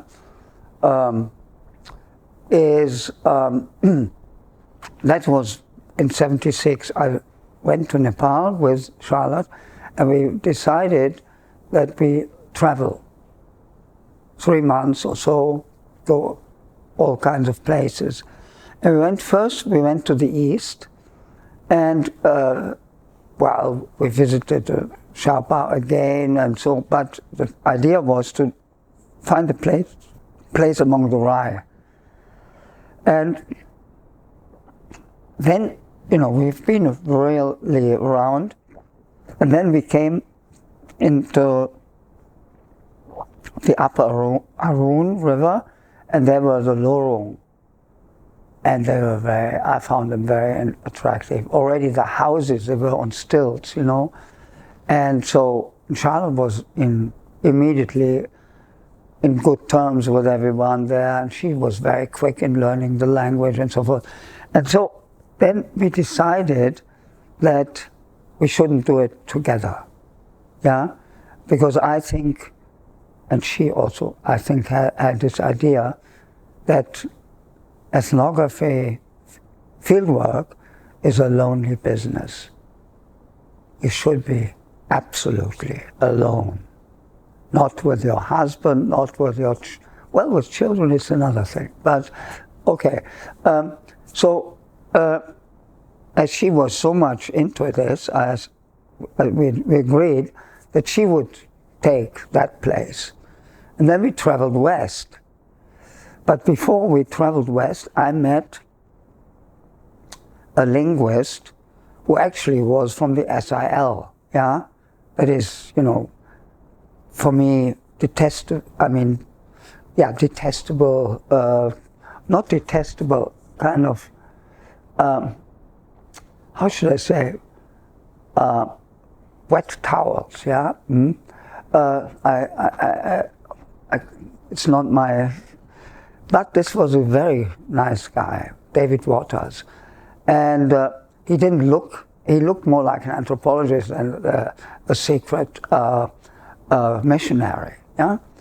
Okay, or he left it all aside, you know, this stuff, and he told me a story about the Maga, that at one point he was at a ritual, and then in the middle of the night the shaman was turning nuts, and he was grasping the tripod and threw it into the crowd.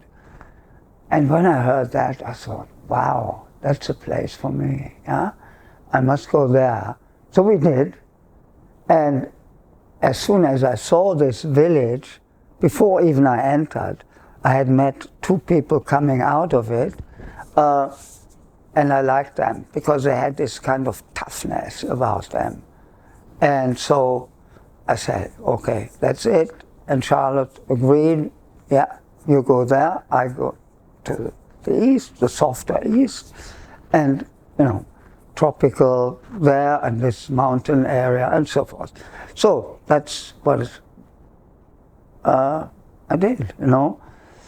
And I stayed off and on, and sometimes longer periods, and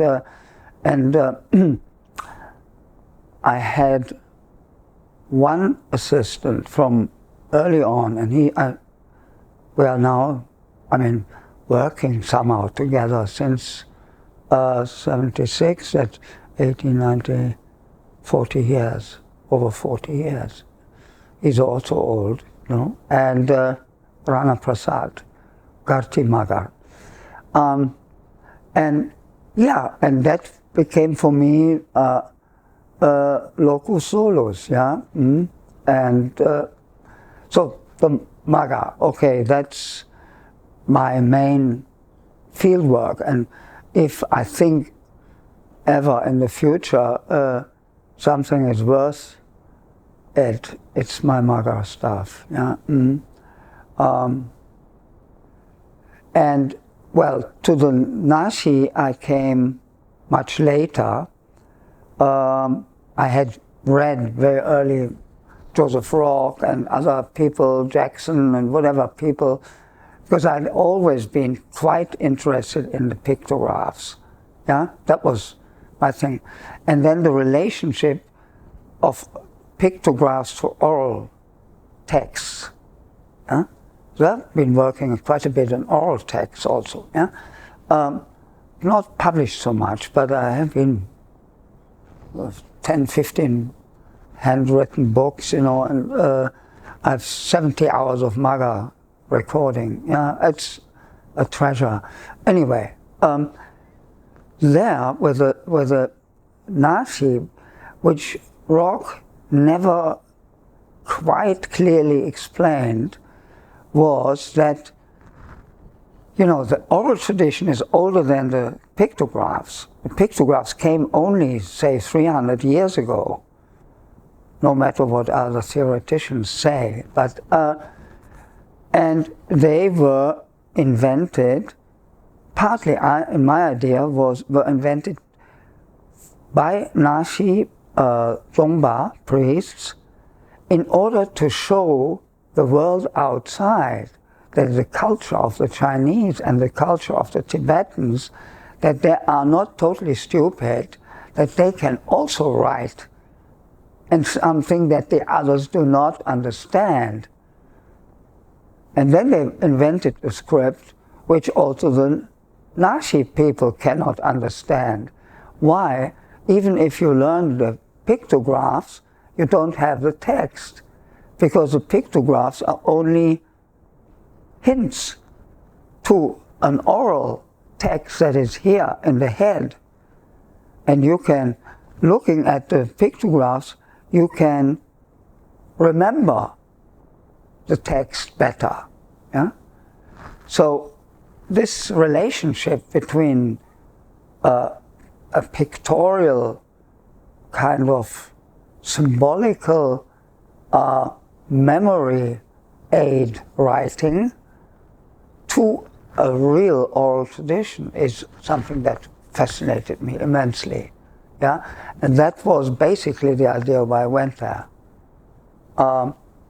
And I also went there because then that was later then, 1995 or 1996, I made an exhibition on the Nashi. And the idea, I had been traveling to the Nashi already twice and worked with local Nashi people. I found a beautiful calligrapher, young guy, who I just met this year again, yeah, this summer. I will travel with him to East Nepal this coming spring. Mu Chen, he's a big shaman now, but a beautiful calligrapher. And he did, you know, the calligraphy for this exhibition. And this exhibition, I had suddenly this idea, and we made it like that. We would not use descriptions of the exhibits, but we would do something else. We'd have a piece, an object, say a glass, although there's no glass in there. But anyway, then you have this object. Then we would also employ the pictograph of the glass and then find a text that tells the origin of the glass. Because the Nashi have origin stories for everything. And this triangle was to be exhibited. So people could, and the oral text was translated, but it was not, you know, an explanation given from here. Yeah? So this triangular piece we had with the whole exhibition. Plus we had some on the funeral scrolls, these long 10-meter scrolls and so forth. Yeah?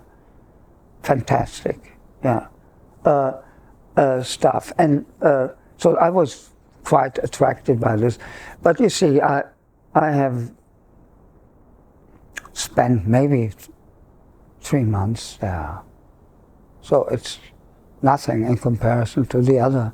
Because I was already getting older, you know, and then you don't spend years, yeah? At least most of the people don't. And same with the Chiang people, yeah? I got fascinated by them because I had seen in David Crockett Graham's, also he was a missionary, but more or less, actually more an anthropologist. In the 30s and early 40s, he had been in the Chiang area, and through him, I saw a photograph of a drum, of a Chiang drum, and the Chiang drum looked like the Mara drum in a way, or better to say the Chepang drum. And so I already had at that time the clear idea that I would write later on this book on the drums, on the shamanic drums. And so I went there basically for the drum, to study the drums with the Chiang people. And yeah, these are also very interesting people, I think. Yeah. Unfortunately, they had this terrible earthquake, and I have not been back there since then. I'd like to go, but I don't know if I will. Yeah.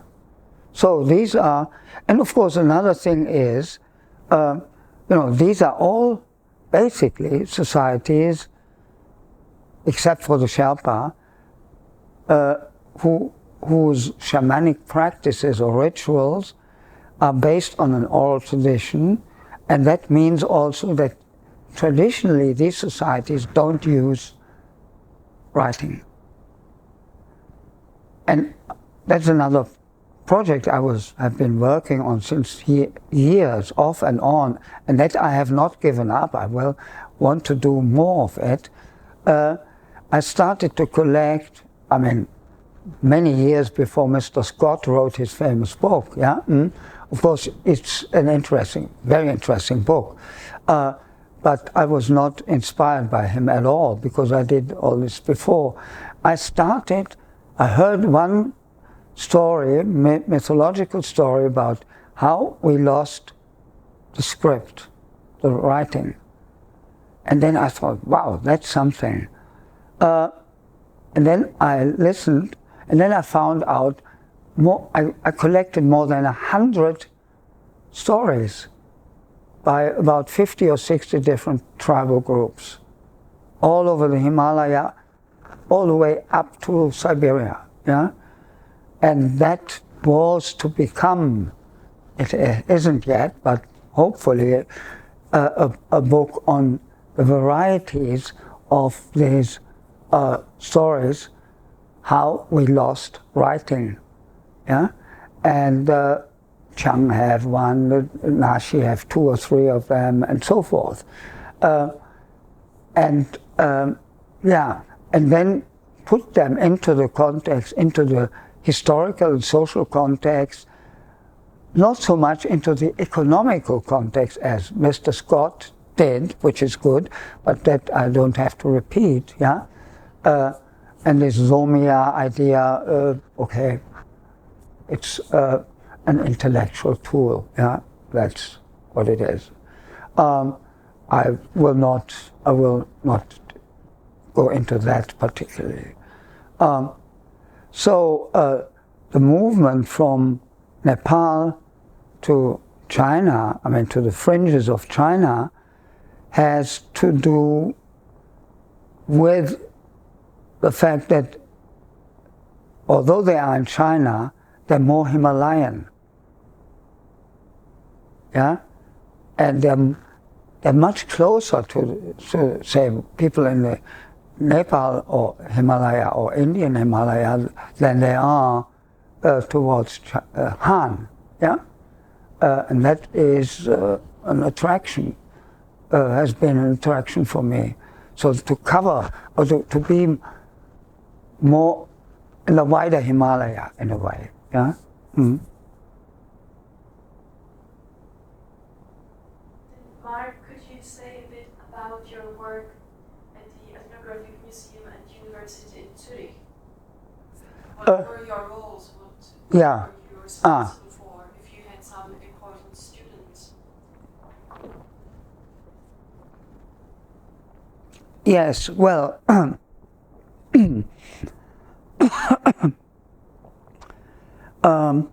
you know, what should I say? Anthropology as an academic field grew out of museum people. Originally there were museums collecting things, and there were anthropologists in the late 19th century, mainly late 19th century and early 20th century, until maybe 1920. Anthropology was made in Western cities in the museum, yeah, and not in the university. Only then the universities acquired this activities and built posts and professorships and so forth, and then they drew it somehow out of the museums. Zurich, for instance, was one of the last places where the Ethnographic Museum belongs to the university. It's a university museum, and traditionally the idea of teaching from the museum was a must. And so I liked that. On the one hand, I liked the idea of material culture and picturing a society through their objects. And on the other hand, I had a historical interest in the history of museums. And so when this job, the director job, was vacant, and they looked for a successor, and there were many people who wanted it, I think 56 people wanted it, and I think they took me because I didn't particularly want it, yeah? So, yeah, they wanted to grab me because I was hesitant. Not really because of my qualifications, yeah? So, but then I took it hesitantly, and I didn't regret it, I must say, yeah? I didn't regret it for mainly one purpose. I liked to be with students. I liked to go into a class and prepare myself for the day, maybe 1 day or 2 days before, prepare myself for my class. I never liked, lectures, but kind of dialogical situations. But I prepared myself, and I usually had nothing written down. Yeah, I had notes, but that was it. And so it was always a kind of oral encounter. Yeah, and I noticed that they liked it too. Yeah, and I also said, don't scribble everything I say, write it down, just think of something that you can say against it or about it or whatever, yeah? So, and I think the 16 years I was there, or 17, I forgot, in Zurich, I never repeated a course, yeah? All the courses that I did had to do with my continuing present research. So it was, of course, very egoistical, but at the same time it was unfinished. It was experimentally done, yeah? And again, this is a thing I guess that my students liked a lot. Also in the later years when the ghost of Bologna was already rising, even more so, even more important. And the better the students they were, the more important they found this kind of teaching instead of, going through textbooks or prescribed Anthro 101 and all this stuff, yeah, that you find in universities. The Americans started with this, yeah, all this fixed note class books and whatever, and then 5 or 6 classics to read and all that, yeah. No, I dragged them somehow. I like to drag them kind of into my own dirty finger fieldwork, yeah, yeah, and well, that did it, yeah. Which courses did you teach? If we can say that you taught in a way courses, is it only anthropology or something else? Basically anthropology, all kinds of visual anthropology, film history, films, particular films, and then pictorial representations down to the 16th, 15th, 16th, end of 15th, 16th century. I did that over few continuously, and 2 or 3. Then I also took occasionally one person, say, one semester Malinowski, one semester EP, one semester Lévi-Strauss, or things like that. Because I always said I had this impression myself.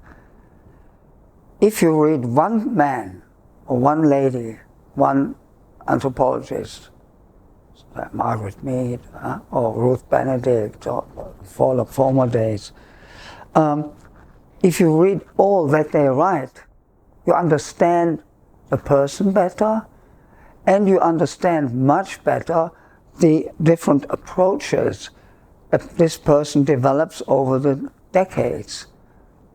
So it is a kind, by reading the works of one person, you do a course of methodology and perspective, yeah?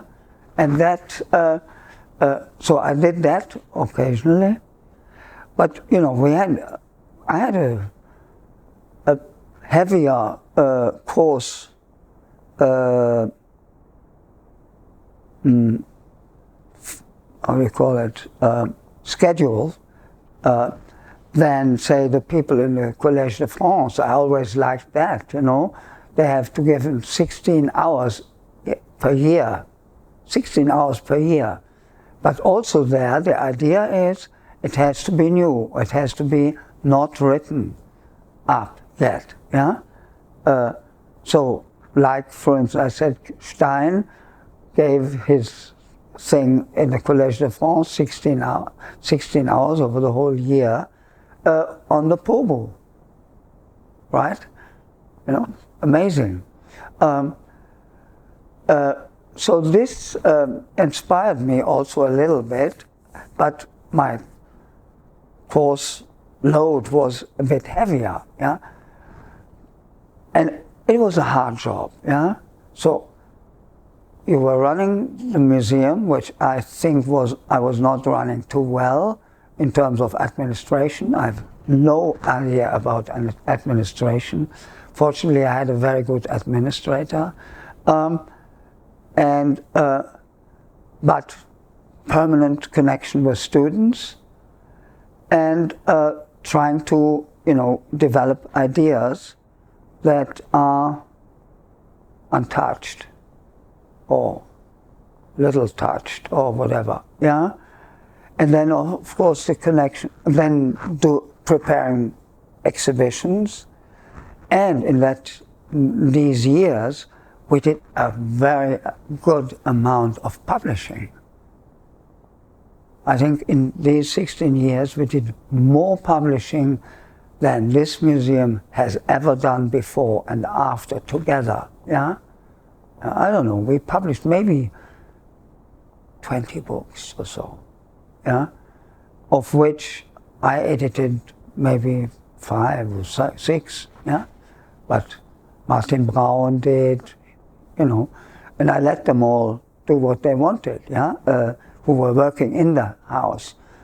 And then younger students also, you know, did, you know, then there was this Naga project with young students, and 2 or 3 of them even did their own big books and nicely produced new material, yeah, and you know, they, in a way, they liked this idea of making books look good, yeah, and that we could do in Zurich because we had the money and we had the aesthetical feeling for it.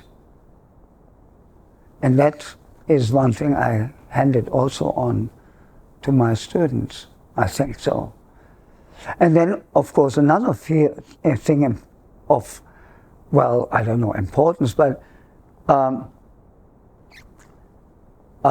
filmmaking had long been banned in the universities. And Manchester started a little bit, you know, and there was some in America and Harvard Film School, and run by Gardner and other people, you know, who was actually a good friend of mine. And so I thought, well, because I knew what making a film, what that is, what kind of research it requires, what kind of work it is. And so I encouraged my students to, when they wanted to make a film, I said, yes, make a film, but never think that you can do a film because it is easier than to write a book.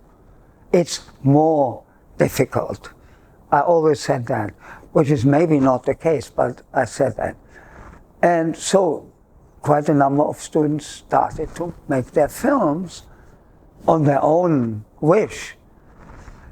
And I had to push this into the academia world and say to the book-minded professors, look, this film is not just someone reeling off a machine. There's a lot of work and research behind it, so you can also give them a degree, a master, and even a doctorate. We were the first place in Europe to do that, to push it through. Yeah? I think the first doctorates with a film were made in Zurich. Yeah? Not in Manchester, I think. But I'm not certain. Yeah. Could you please say why do you consider visuality, art, and material culture an important part of culture? How would you think these dimensions are specific in different cultures or special in which ways? Yeah. Well, first of all, I have to say, like the Maga don't paint. There's no such thing. They have very good wooden sculptures, or had in the past, and actually I have collected a lot of, from the 70s material, and then Anne de Salle also did, and we were even planning to do a book together, which hasn't been done.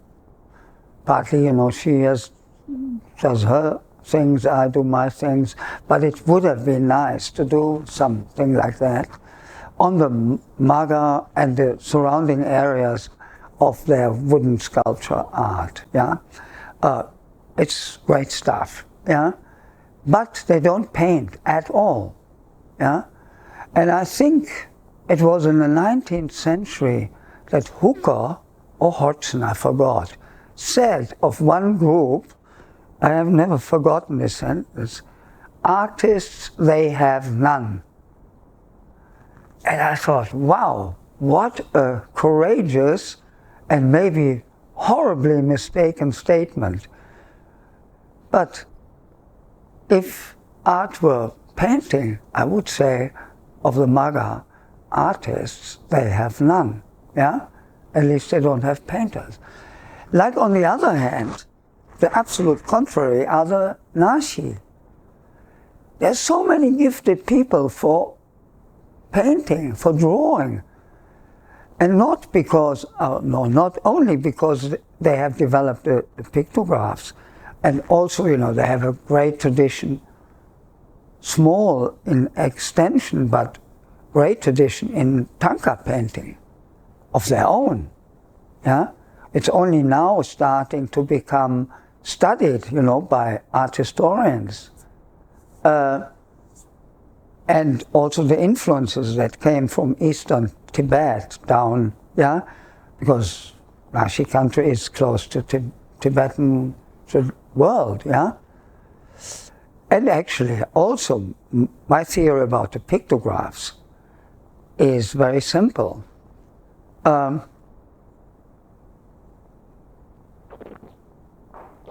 It's not developed out of the blue. It's not developed out of rock paintings done somewhere in the Yangtze Valley. Complete nonsense, I think, because there's no relationship. But they come from Tanka painting. If you look at figures in Tankas, in Tibetan Tankas, and then later also in scrolls by the Nashi, Buddhist Nashi, yeah? But also among the Nashi tradition with the Hejipi, with these long funeral scrolls, if you look carefully, you can see that they usually have a line, a black line somewhere. Now, you just blow the line, the color out, and simplify the outlines, you have a pictograph. And I'm certain that this is the origin of the pictographic writing. And once it was done, they had model pieces, then they could go on with all kinds of other pictographs, yeah, to be drawn. This theory is my own. It has not, so far as I know, been picked up, and also nobody else has, invented or had this idea himself or herself. But anyway, so, well, art, okay, anthropology and art. Of course, you have, on the one hand, you have the art of the people that you study. You have great things among the Naga with their weaving tradition. It's fantastic, really beautiful.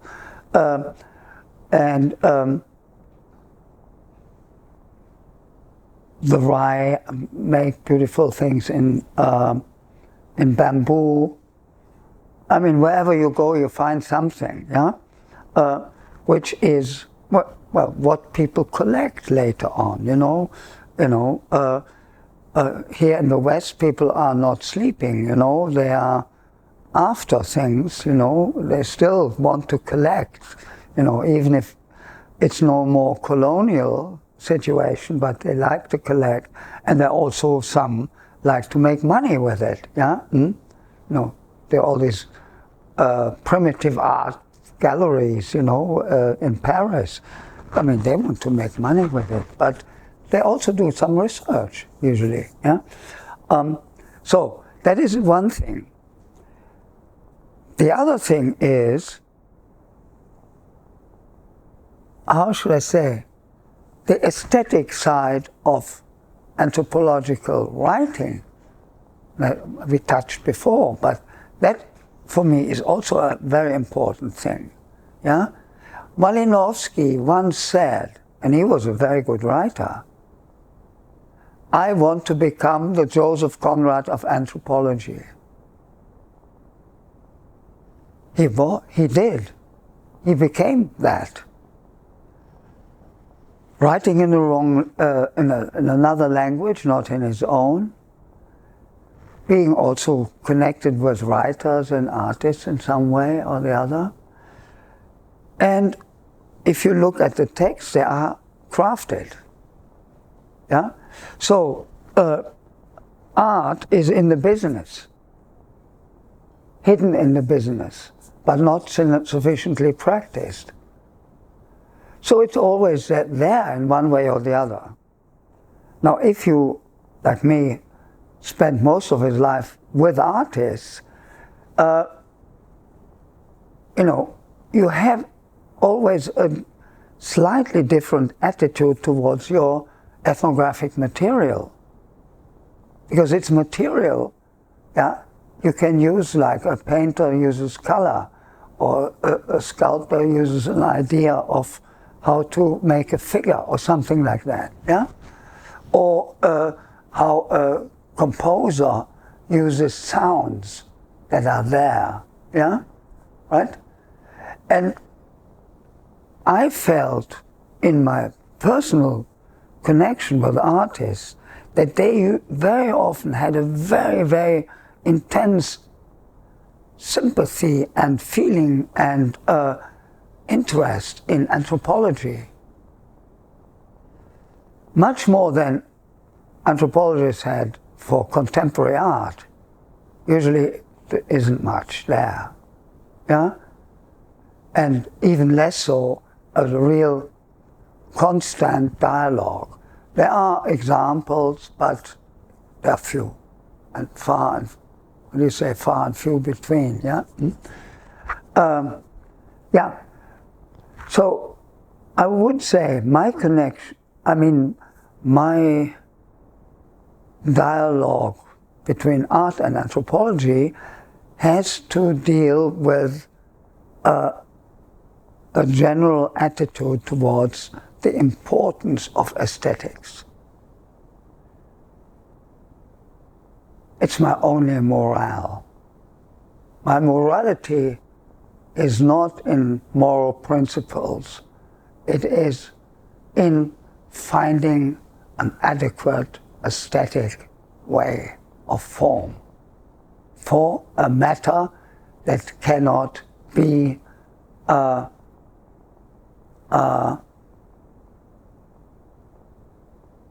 how should I say, a matter, a material that cannot be changed into something false. Yeah?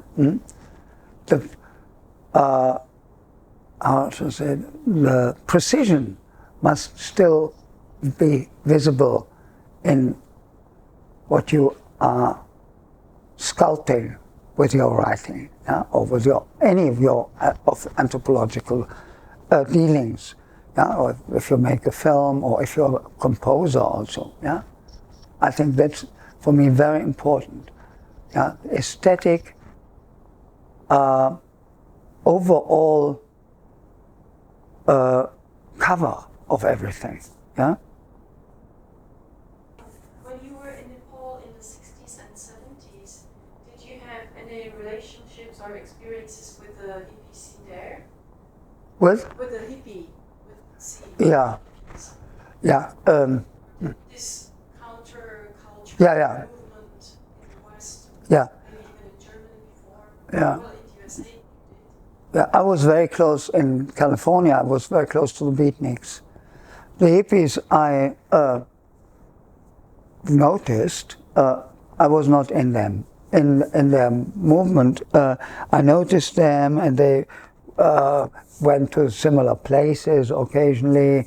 And there were people I found interesting as such, as characters, but no, not really. Yeah.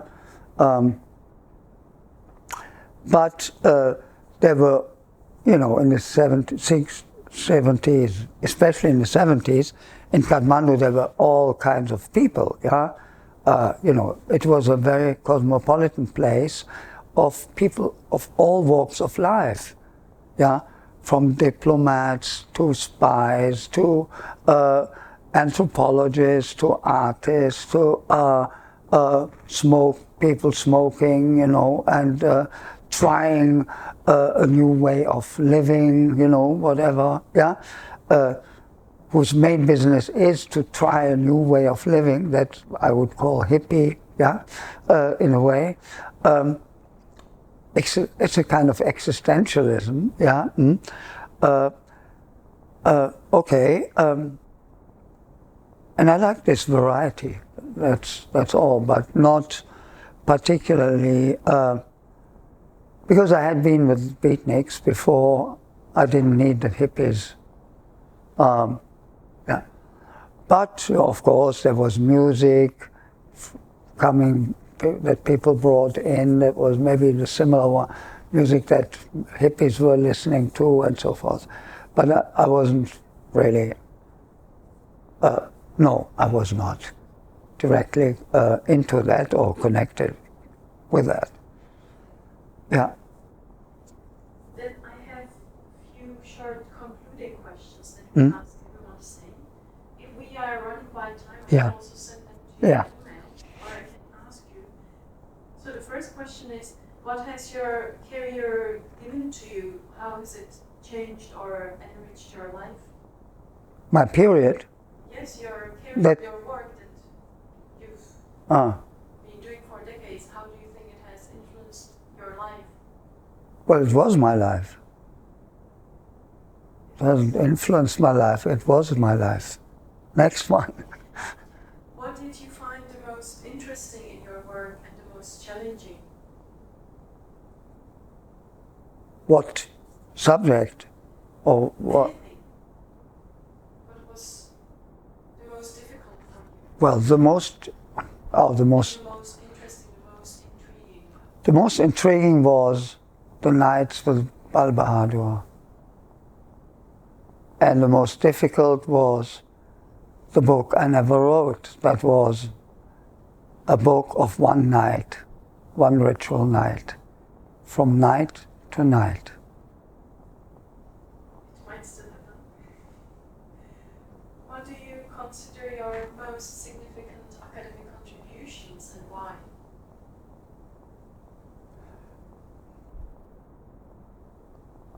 I can't say. I don't think I made any interesting academic contributions. Maybe in the long run, there may be one or three or two or, I don't know, things that I've written or said that might continue to inspire people who do anthropology, if anthropology is still done, yeah? Because sometimes I think anthropology has had it, yeah? The time's over. I don't know. Yeah, next one. Are there still things you would like to pursue or that you are pursuing now? Yeah, yes. Maybe the book on the drum, Siberia in North America, 1 volume. Then the loss of writing, certainly. My old diaries, my Himalayan diaries.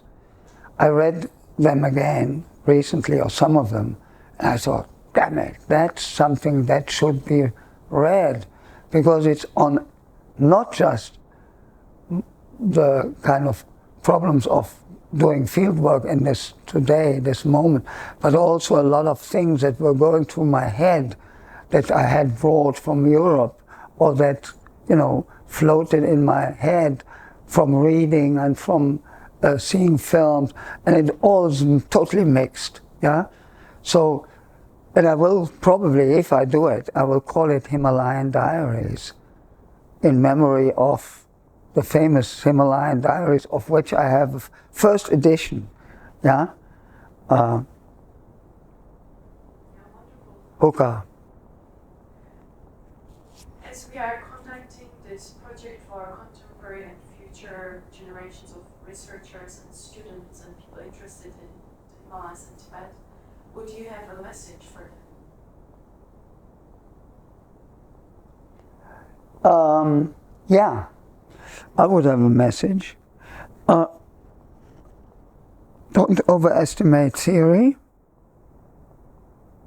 Get dirty fingers and then make your theory out of it, if at all. But don't neglect theory. It's good for your exercise, but it may be hazardous to your field work. So trust your own voice and trust the voice of the people you're talking with. In whichever place you go, it may even be a suburb of your own city.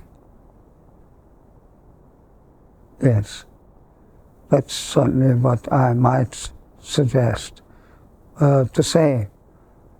But at the same time, I think, you know, it would be nice if people could go on doing, you know, anthropological field work in the Himalayas. There's still endlessly much to discover. And there are several lives that can be spent nicely on doing this. But stay dedicated to it. Yeah? Dedication is the most important thing, and dedication must come from a call. Yeah? Evans-Pritchard said, if I can remember it, a good anthropology, a good anthropological work is a lot of sweat and hardship and a touch of genius. That's all.